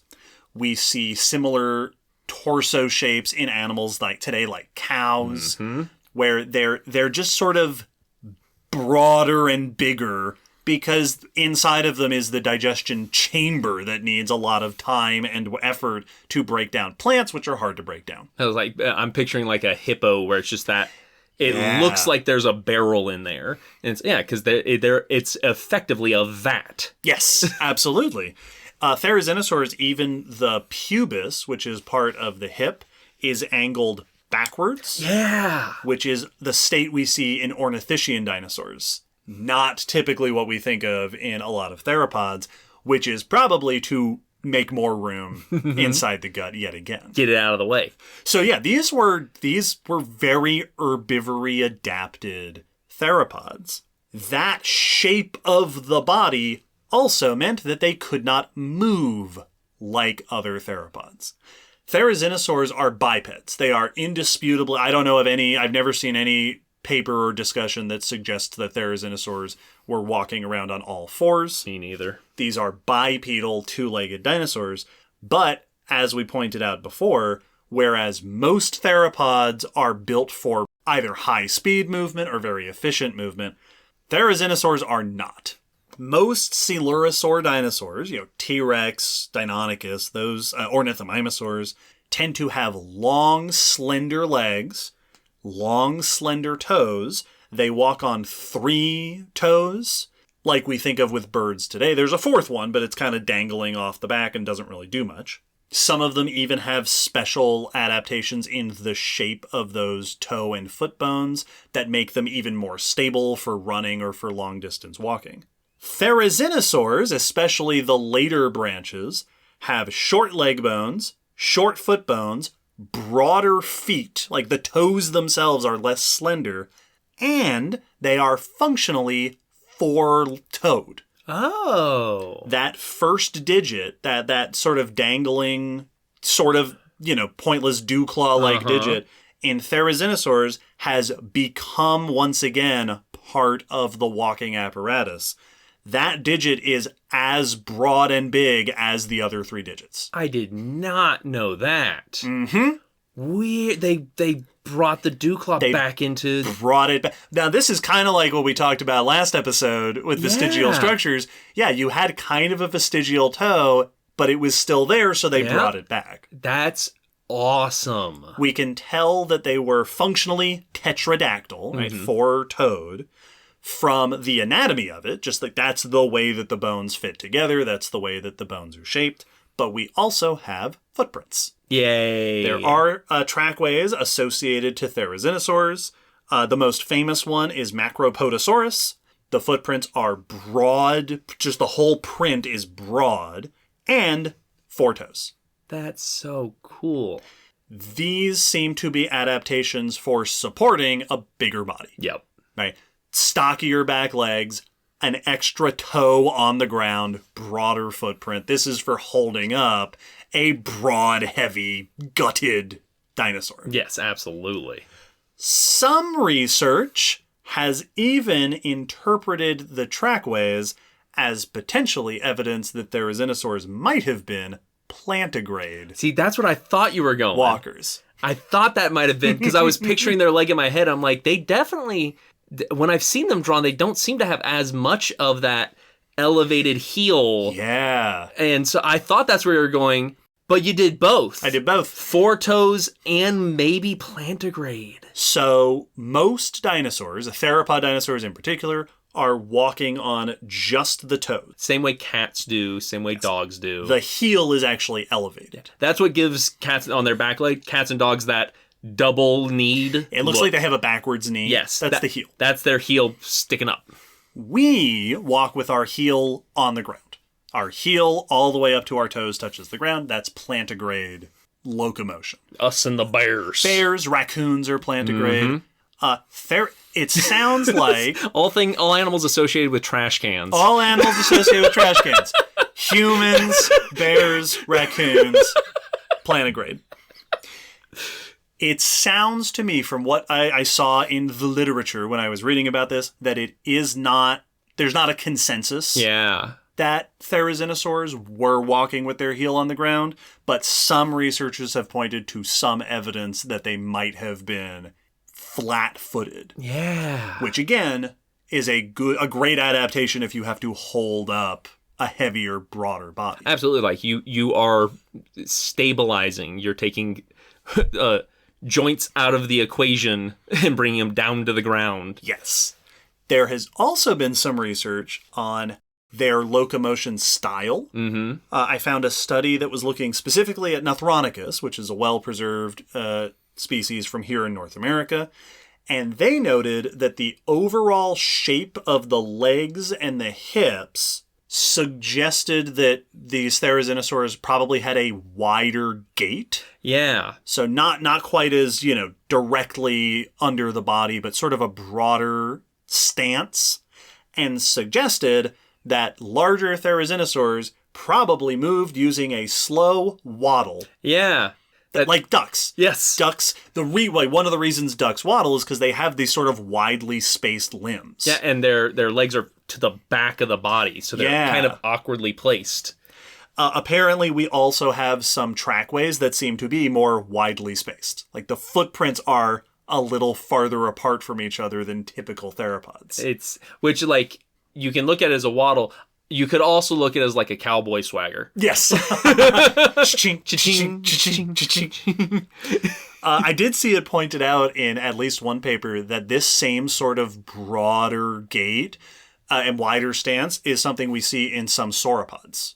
Oh, okay. Yeah. Which, again, almost certainly for the same reason. Yes. Bigger bodies, vat for digestion, wider stance. Sauropods were not running agile animals. Therizinosaurs were probably waddling around slowly in their habitats. Just trudging through. Also, just as a side note for anyone out there who might want to doodle it, if our plantigrade thing is correct, I want a picture of a Therizinosaur breaking into a trash can. Oh, absolutely. Like, please, someone. Please. I mean, they would hang on. Just waddling up to a trash can and grabbing it with both arms and pulling it off. It is important for you to know that The next 2 sections of my notes are going to support your trash can hypothesis. The trash can hypothesis. This is it. This is what gets me back into academia. This is it. You just Trash gotta can publish hypothesis. that therizinosaurs are going in the trash cans. The plantigrade trash can hypothesis. Erlikosaurus, which I mentioned before, is famous among therizinosaurs for preserving a nearly complete skull. I think that it is the only nearly complete therizinosaur skull. Oh, wow. And it also appears to be basically the only part we have of Erlikosaurus. Well, hey, it came here to do one job. It contributes one thing. And it did it better than anybody else. And it's the best there is at what it does. What are the odds? Because of this preservation, I've seen a number of papers on Erlikosaurus specifically examining skull anatomy for therizinosaurs. I don't have a ton to say on this, but I did come across a paper interpreting sensory regions of the brain case, which noted that the parts of the brain case that are expanded and well developed include the auditory region. Cool. So they were probably good at hearing, and the olfactory region, which would make them good at smelling, which would be excellent for seeking out trash cans. They'd smell that from a mile away. This is interesting because that paper points out that improved smelling and hearing are not commonly what we see in herbivorous dinosaurs. Yeah. There's a lot of variation, but like a improved sense of smell, we often find associated with predators or scavengers. Yes, because you're tracking down what you're going after. Yes. Therizinosaurus is also... I've seen some discussion that they might have had less brain space devoted to visual sensing. Mm-hmm. I'm sure they weren't... blind. Yeah, they could see, but probably less dependent on that than other theropods. The fact that this is not a common thing in herbivores, but is present in therizinosaurs, seems to suggest either that they have this just because they're theropods. Yeah, just left over. Yeah, you're a theropod, you have a good sense of smell, that's just, it doesn't matter if you're using it for something special or not. Like maybe if Therizinosaurs had continued on, we would have seen that diminish or something. Right. Or it could be that they were doing something unusual. Mm-hmm. That they were going after particularly smelly food. Like truffles and things. That's exactly what I was some thinking. Animals think about. Truffling Therizinosaurs. Truffling in the garbage. Or it could be that it was something about mating. Maybe they were communicating with sounds and smells. Or they were keeping ears and nose out for predators. So it's unclear as of now, did you have these good senses because you just inherited them from your theropod ancestors? Or were you using them in a way that we don't see in typical herbivores? Absolutely. The increased auditory processing also made me think of, I wonder how noisy they were. Oh, yeah. Like, if you can have good hearing, is good for sensing predators and stuff. Sure. All good. But very often we see heightened dedication to hearing with communication. Yep. So, were you bellowing to each other? I will come back around to that actually in just a little bit, now that you mention it. Hee. But first... Claws. Speaking of the things that make therizinosaurs seem unusual among herbivores, these big claws. Meaty claws. Big, meaty claws. All therizinosaurs have large manual claws. That the claws on the hands, the fingers. Therizinosaurus, the scythe dinosaur, is famous, as we mentioned before, because its claws can be 0.5 meter to 1 meter long, which is truly preposterous. There have been many discussions among scientists as to what were therizinosaurs doing with these giant claws. There are many hypotheses. Some have suggested that they might have been using them to pull down branches for vegetation, the way that we see some animals, like sloths do this. Yes. Modern sloths, in addition to presumably ground sloths. Yeah, that's very often the suggestion given for why ground sloths had such big claws. Yes. Was to hook things and bring it to their mouth. Others have suggested that the claws might have been good for digging, if they were digging for fruit, truffles, as we mentioned. Yup. Termites. Yeah. We see this in anteaters. Mm-hmm. Anteaters, they're not the only ones, but anteaters very famously have big, powerful claws, and they tear apart termite mounds, and they go in to get the termites. Others have suggested Therizinosaurs might have used their big claws for piercing their prey, which, again, they seem to be very herbivory adapted, but tons of herbivores are also omnivores. Yeah, it's absolutely, like, most herbivores you can think of will take meat if it's convenient. Yes. If it runs in front of them. And who was it? Someone talked about talking with the handlers at a zoo about the red pandas, and they're like, oh yeah, they'll pounce on a lizard. Like, their grabby hands are meant for plants. Yes. But they'll grab a lizard and chomp on it. So, like... I've heard that about giant pandas, yes, too. exactly. It's like, yeah, if a mouse runs through there and it's hungry, a giant panda will grab and eat a mouse. And my tool that's good for grabbing a branch, if it can also grab a small animal... If you can grab a branch, you can grab a mouse. Others have suggested that the claws might have been defensive. Yes. Either against predators or against each other, if Yeah. you're using them for some sort of competition. And some have even proposed that the claws might have been good for climbing, particularly in either small species or juveniles. Yes. Like young before they get big, like Komodo dragons, monitors, who the young are climbers and then they go down onto the ground as adults. Also suggested for ground sloths. Yes. Small ground sloths have also been suggested to maybe have been climbers. Now, one of the things that is really important to note, and I'm glad that I saw a paper that specifically mentioned this, is that across Therizinosaur species, there is a lot of variation in the shape of the claws, which means that they probably were not all doing the same thing with their claws. The paper actually specifically points out this is what we see across all Maniraptoriform dinosaurs. Like, the claws are not consistently shaped even within the same group. So odds are Therizinosaur claws had a variety of functions. Some species might have had more specialized behaviors and functions with their claws. Others might have been more generalized. There was a 2023 study that was very helpful in my research here that did a biomechanical analysis to look at here's the shape of these claws. Here, they're how thick they are, how long they are, how curved they are across a bunch of different Therizinosaurs. And then analyzed what kinds of movements and actions would these claws be good at. Yes.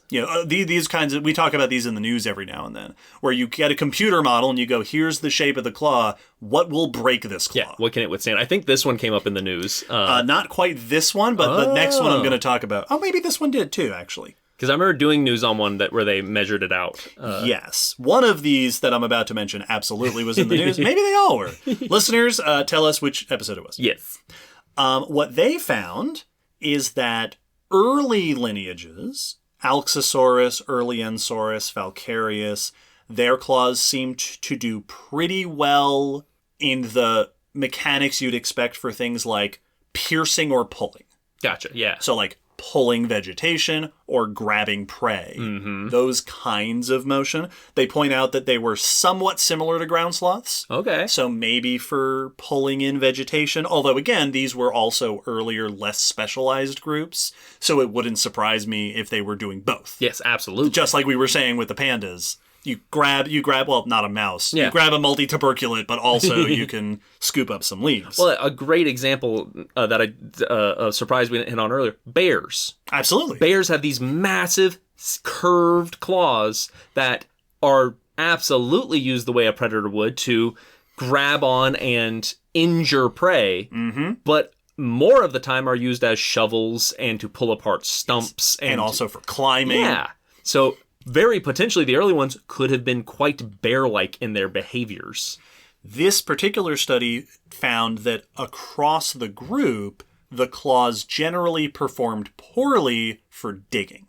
Okay. That they did not seem to have the strength in the right directions to be good at moving earth. Yeah. So at least this particular study did not find good support for the idea of digging. Later lineages, in the arms and hands and claws, tend to show longer reach and greater flexibility. Just like the range of motion of the arms seems to have been more so in the later groups. They often tend to have shorter fingers, but the claws themselves are longer. Yeah, so they're getting a sturdier base for that claw. Yes. Longer and also flatter. Yes. In many of them, they are narrower claws. likely for specialized different functions, whether that's for vegetation or for whatnot. Therizinosaurus itself has been subject to this kind of study quite a bit because, again, Therizinosaurus is an outlier here. Yes. Not only are its claws incredibly large, they're very, very long, they're also shaped unusually, even for Therizinosaurs. They are straighter than most others, and they're flatter than most. Flatter sideways. Yeah, like Wolverine. Exactly. They're thin, well, like a sword. Sometimes, yeah. Like yes. Hugh Jackman's Wolverine. Yes. They're long and they're narrow. Sometimes in art, Wolverine's claws are more pointy. They're more just like curved rebar. Yes. Multiple studies have been done on sort of the biomechanics of Therizinosaurus claws. At least one of these was in our news at one point. Yes. And multiple studies have found that those claws are surprisingly weak. Yep. That they're not actually good at withstanding stress, which makes sense if it's straighter and flatter. I mean, when you look at them... Straight and narrow is not what you want to be as a shape to withstand stresses in various directions. Yeah, it only works for swords because we made it out of metal. Yes. Well, and also because you're not digging with a sword. Yeah, you're not breaking stone. Yeah, you're slashing or piercing. Yes. But you're also slashing and piercing relatively soft stuff. Yep. So yeah, it makes sense when you look at them. They do not look robust. They are intimidating, but they're not hefty. Yes. So, a number of studies have looked at these and suggested that these don't seem to have been particularly good for digging or grabbing or really anything. Mm-hmm. Like physical functionality. Again, it's hard to know for sure, and many animal features have multiple varying functions. But Therizinosaurus's meter-long claws don't appear to have been very good physical functional tools, which has led some to propose that they might have just been display features. Yes. That these might not have actually been for some sort of function. Sort of like, you think about a moose's antlers. Yep. Moose they will clash their antlers together. Absolutely. But most of the time what a moose is doing with its antlers is showing them off, making a big impressive display, either to impress a mate, scare away a rival, or scare away a predator. Well, and I would not be surprised at all if this is the case for Therizinosaurus, because like moose antlers and other head ornamentation, when we look at back in the fossil record and we see like, what is it, Megaceros? Megaloceros. Megaloceros with the giant antlers, we can go, oh, that's an extreme version, but I know what those are.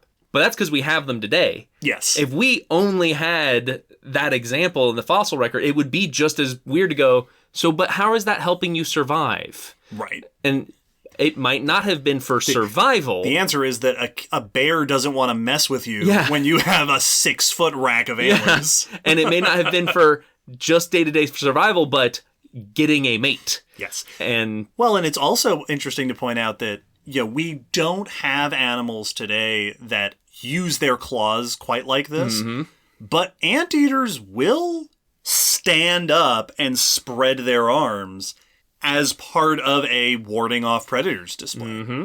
I also could see it being used in like a mating dance. Yes. Easily. Like, this is not nearly as extreme. Maybe if you scaled them up to that size, but like painted turtles have absolutely. Really long front nails. The males specifically have long claws. And they tickle the female's face with their back of the hands in to entice her to mate. Yep. It's part of their mating courtship is this tickling with the nails. And it's funny because they do it compulsively. Like, they'll just, if another turtle comes by, they'll just be like, no, never mind. But yeah, they've got long nails for this purpose. So Therizinosaurus might have been making sensual, just a little tickle, or like long strokes. Well, it's long distance side. tickling. Yes. So I can tickle you from across the forest. Well, because we're not sure yet. Yes. Right? We don't want to get close. I could also see it being some sort of ritualized competitive thing. Yeah, absolutely. Where you're not necessarily stabbing each other with these, but you lock claws and sort of push at each other or something, again, like antlers in a lot of animals today. They're not hitting each other with their antlers a lot of the time. They lock them together and then they push their heads against each other. It's like a reverse tug of war. Yeah. I could also see it being, and I'm thinking like meerkats, where it's like, you stand up, I stand up.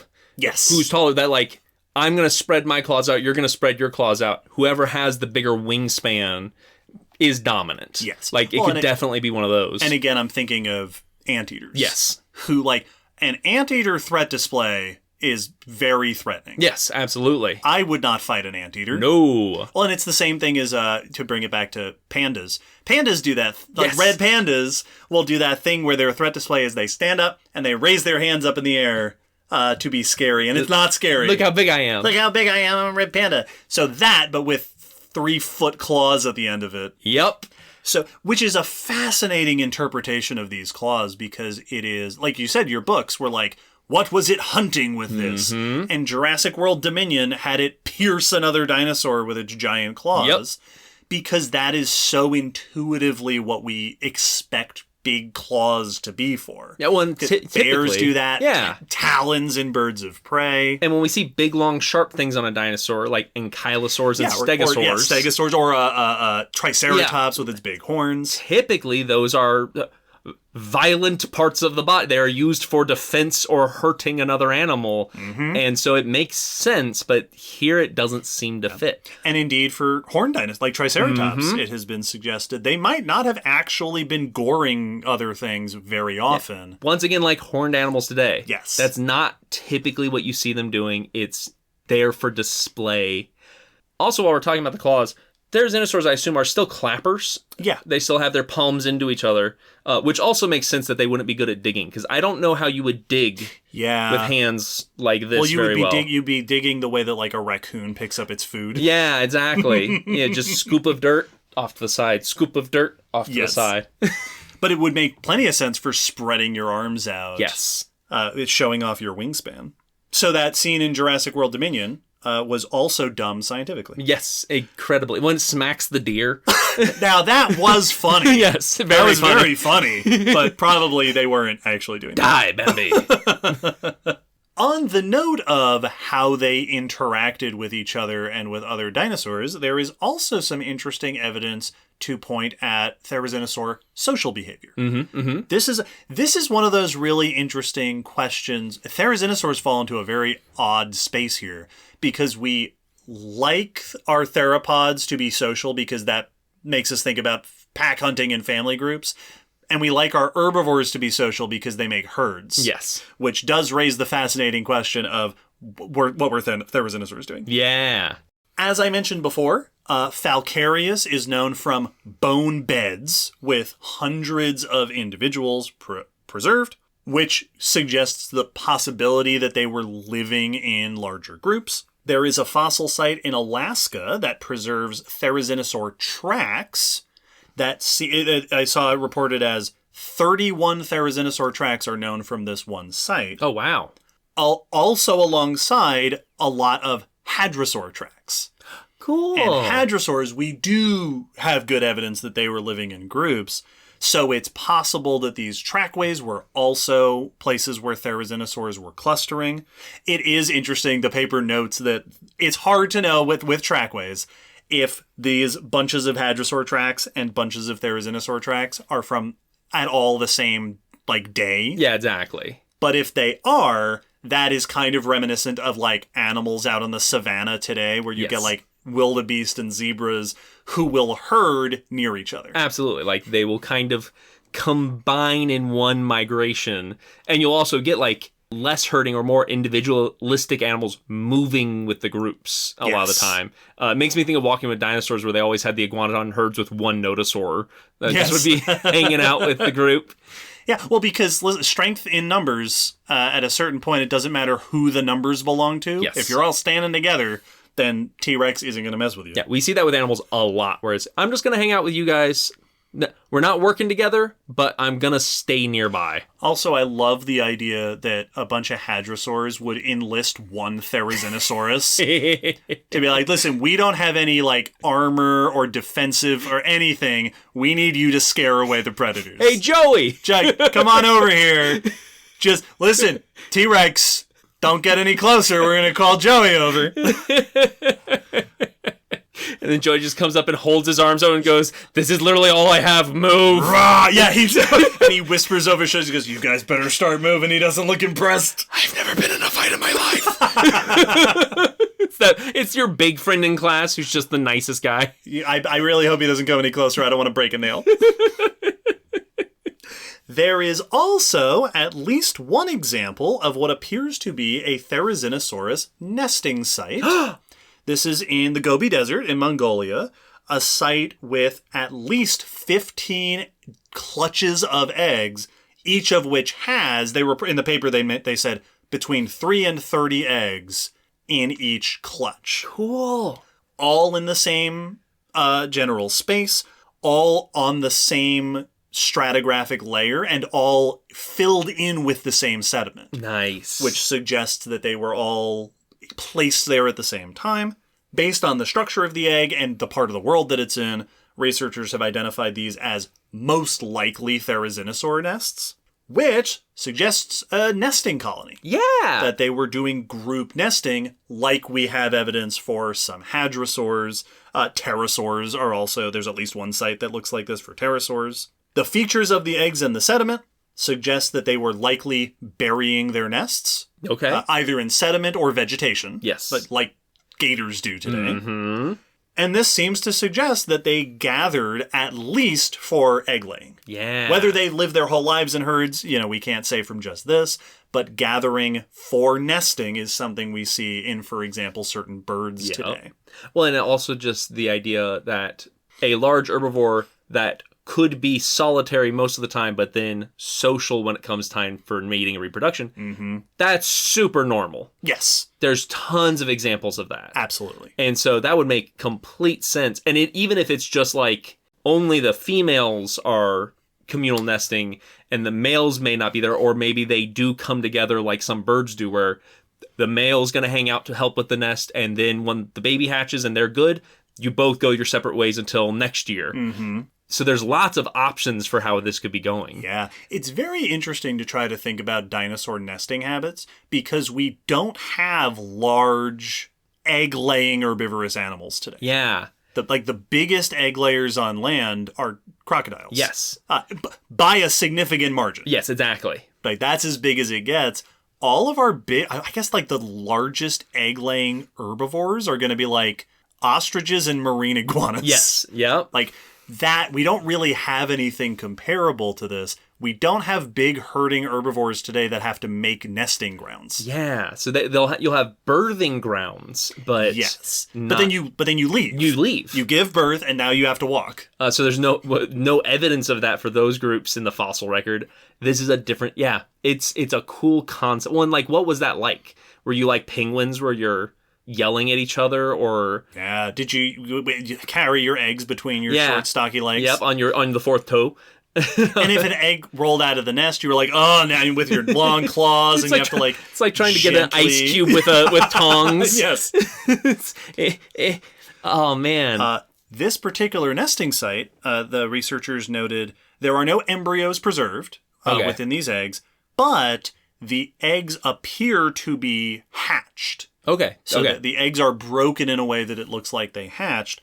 And they noted that tallying up all of the egg states, the condition of the eggs, there appears to have been a relatively high success rate. Okay. So this is, when we look at egg-laying animals today, a lot of those eggs don't hatch. Yes. They don't hatch, or they get eaten or taken away by a predator. They noted that estimating the success rate, I forget what the number was, but it was something like, 50 or 60% success rate, or like something respectable. Yes.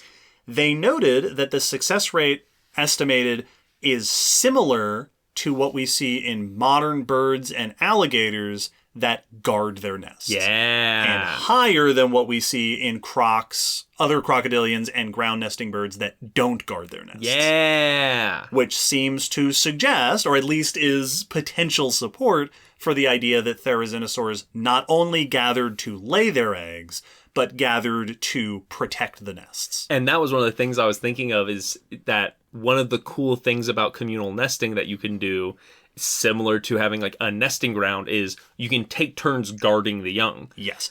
Which gators do. Yeah, we'll see that. And I know gharials are famous for this, where they'll have a nursery where the females leave the young, and there's at least one big female there at all times. That's why you'll see those pictures with a female gharial covered in like 70 babies. Yeah, this is several gharials' children. And so like, absolutely, you have these close together nests, and then you just need one big Therizinosaur scaring everything off, and you can take turns eating and resting.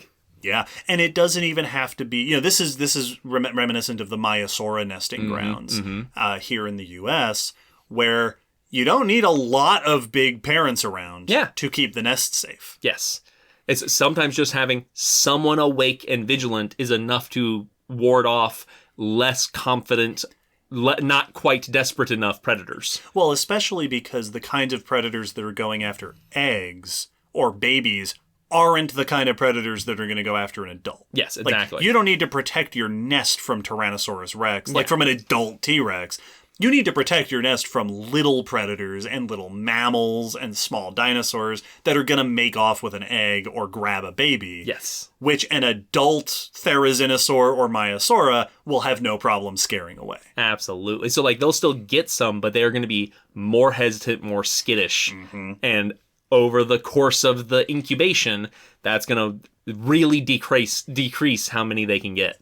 So, Therizinosaurs are fascinating that almost all of the information that we've discussed in this episode is from the last, 20, 30 years. Right? We really did not have a lot to go on with Therizinosaurs before that. And even still to this day, right, they're only mostly known from 2 continents. We only have, 1 or 2 dozen species of Therizinosaurs. Therizinosaurus itself is still quite poorly known. So this is a group of animals that feels like a lot of the most incredible discoveries and understanding of them is yet to come. Absolutely.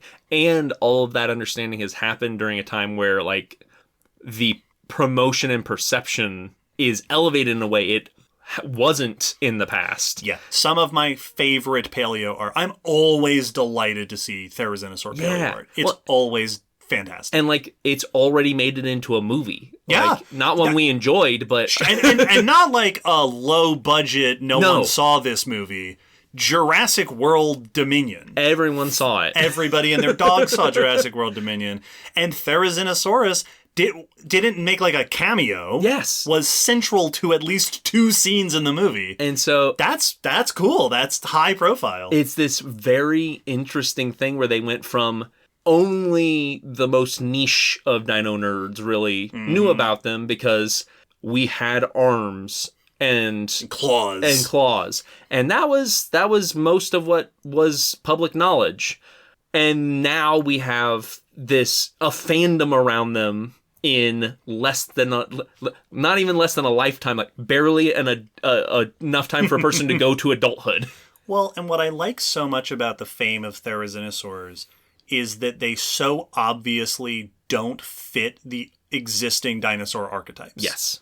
That, theropods, obviously there's lots of variation in theropods, but when you see a theropod in a movie, it's it's a theropod. It's either it's T-Rex or it's Velociraptor, and it's in that mold. And you've got your horned dinosaurs and your long-necked dinosaurs. Therizinosaurs are their own weird shape, and I like that their high profile means that the general perception of what dinosaurs are is now expanded. Yes. By default, if you know what Therizinosaurs are, you know that dinosaurs come in at least one more archetype than you previously would have thought. Absolutely. Well, and I liked you comparing them to anteaters, I feel like is a nice modern example where anteaters are kind of their own thing. Yeah. Nothing else is really shaped like an anteater. If you tried to compare an anteater to another animal, you're going to probably compare it to one of its cousins. Right. Or another ant-eating animal, like a pangolin. Yes. They're kind of their own thing. It's another way to be a mammal. And even though Therizinosaurs probably weren't all doing anteater things, they are in their own category. Yeah. And it's very, all from the shape of the body all the way down to the 4 toes. They are distinct. Yes, they're theropods doing their best impression of sauropods. And they were successful. Like, Yeah. they were around the world. They were big. Well, they were diverse. It's funny because you compared them to anteaters, and I thought back to our bears comparison. And bears are known from North America and Asia today. Yep. There are several species of them. The bear comparison might even be a better comparison than anteaters in that respect. And it's cool to learn that there was another way of being a dinosaur. Yes. That we had not realized. It wasn't in the toy kits yes. that we had when we were kids. Absolutely. That you should have had a somewhat upright, pot-bellied, sword-fingered... An awkward sloth dinosaur. Yeah. And that's... It like ground sloths, it has that thing of you're so different from what we're used to that it's hard to really conceive of what you were... to easily picture it in our brain what you were doing because we're so used to the other options. Yes. It's very cool. They're very cool. The comparison with bears makes me... My headcanon is that somewhere, someday, maybe in Alaska, we'll find evidence of a giant, white-feathered, hyper-carnivorous therizinosaur that was hunting... Well, they weren't seals. Well, hunting polar dinosaurs. Yes. Yeah. I'll take it. Or like mosasaurs, like grabbing small mosasaurs and ichthyosaurs out of the sea. Pulling them out of the water. Yep. Yep. I'll take it. Oh. Listeners, we hope that you have enjoyed this romp with one of the coolest groups of theropods. This is one that has been being requested for a long time, so I'm glad we were able to do it. There will be links and images and such for you to explore further in the blog post, but before we wrap up everything, there's one last thing to do, and that's a patron question section. One of the gifts that our patrons can receive in return for supporting us on the Patreon is the ability to submit questions for us to answer here on the podcast. Will you ask us the questions? We have 2 similar questions. First from Sawyer. How long did it actually take for the non-avian dinosaurs to die out after the Chicxulub impact? I've seen estimates going anywhere from 1 day to a few hundred years, but I'm not sure what the general scientific consensus actually is. Great question. And Danielle the Bug Lover asks, is there any evidence of bird-like dinosaurs making it, even for a short time, past the KPG boundary? Both excellent questions. I get these questions a lot. I've heard these a lot. These are very commonly pondered queries. Well, it's the how long did it actually take? Yes. And could there have been survivors? Yes. For a while afterwards. So to answer Danielle's question first, there have been occasional reports of dinosaur fossils from the early Paleocene, so shortly after the Cretaceous, the end of the Cretaceous and the mass extinction. But as far as I'm aware, all of those reports are either doubtful or have since been examined and found to have been dated improperly or reworked in the moved through the stratigraphy in some way and that wasn't noticed at first. So for now, there are no confirmed examples of dinosaur fossils from after the Cretaceous period outside of birds. Yeah. It's a situation where, like, I wouldn't be surprised if we were able to do a magic survey of the globe at that time. Right. That we could find populations, but like they might be on islands where it's we may never get those fossils. Like it probably was not something that would have been easy to see or common if it happened. Yes. Well, and it also gets to Sawyer's question about how long did that extinction actually take? So we talked about this way back in episode 5. The general sort of loose timing of the KPG extinction would have been asteroid hits within hours to days after the impact. You would have had immediate effects like tsunamis and shock waves and firestorms and giant chunks of rock falling out of the sky. After that, you would have had months to years of reduced sunlight, lower temperatures, possibly extended wildfires that would have lasted for a long time. And then after that, there were centuries to millennia of slightly elevated global temperatures. Yeah. And cascading effects from there. So if a species went extinct, the ecosystem would be responding to that for a long time. So the actual events of the extinction were stretched out over hundreds and thousands of years. and they would have varied based on the environment that you were in, right? North America had different effects than Australia did. Yes, absolutely. From this extinction. A desert would have experienced different effects than a rainforest. We don't know. We do not have any definitive evidence to suggest this is how long it took until the last of the non-avian dinosaurs went extinct. It is certain that lots of dinosaurs died on day one. Yep. It is unlikely that lots of species went extinct on day one. The extinctions would have happened over the course of the subsequent ecological catastrophe. Yes. So if I were guessing, I would put the actual duration, how long did it take for the last of the non-avian dinosaurs to go extinct? Probably somewhere in the realm of hundreds to thousands to maybe tens of thousands of years. Yeah. Like, it still probably took many lifetimes and generations for everything to die out.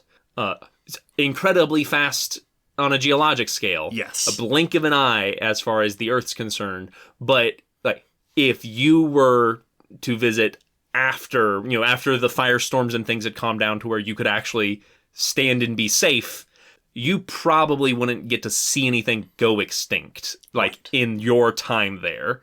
It probably was still happening, to our perception, fairly moderately. Like, yes, you would have still needed to do decades-long studies to really catch everything. Those studies would have been horrifying. Oh, yes. Because you would have seen the change in the numbers. You would have gotten all your studies, and after a time when you look back at the data, you go, oh, everyone's gone. Yes.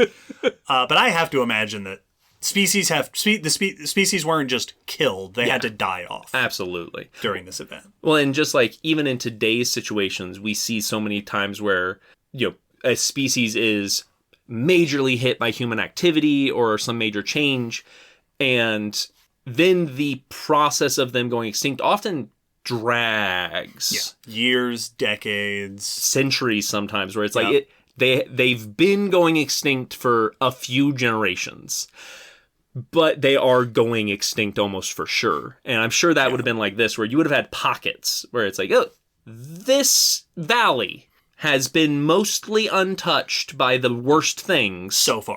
And so in the Great Valley, a bunch of species have been hanging on, and then eventually the Cascades even reach there, and they also disappear. Yep. So you would have had a varying across the planet. Danielle and Sawyer, thank you both for asking those questions. Very intriguing questions. And now they're out there, so everybody else who was wondering those questions. Yes. Those are the answers.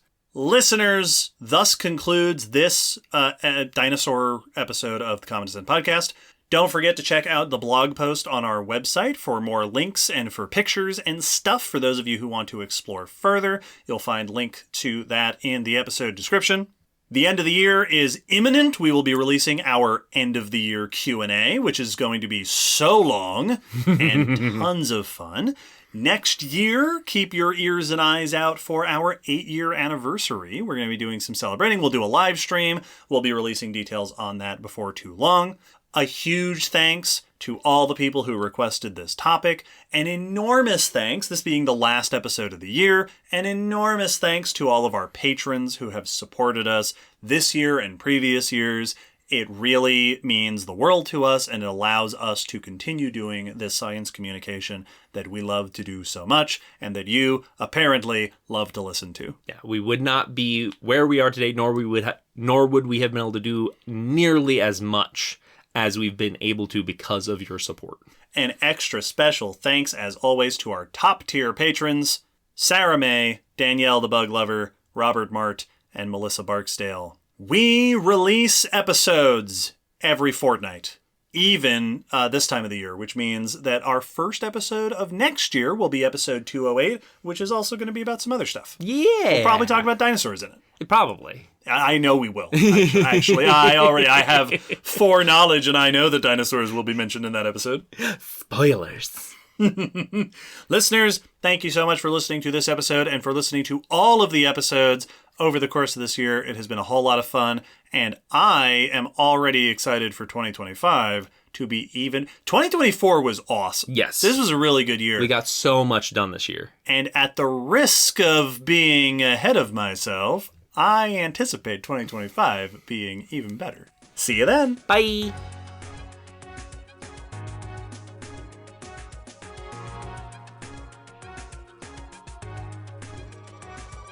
Thanks for listening to the Common Descent Podcast.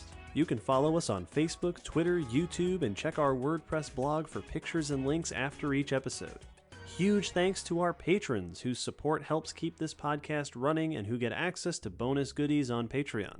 The song you're hearing is called On the Origin of Species by Protodome, which we found at ocremix.org. Thanks again for listening. We hope you'll join us next time.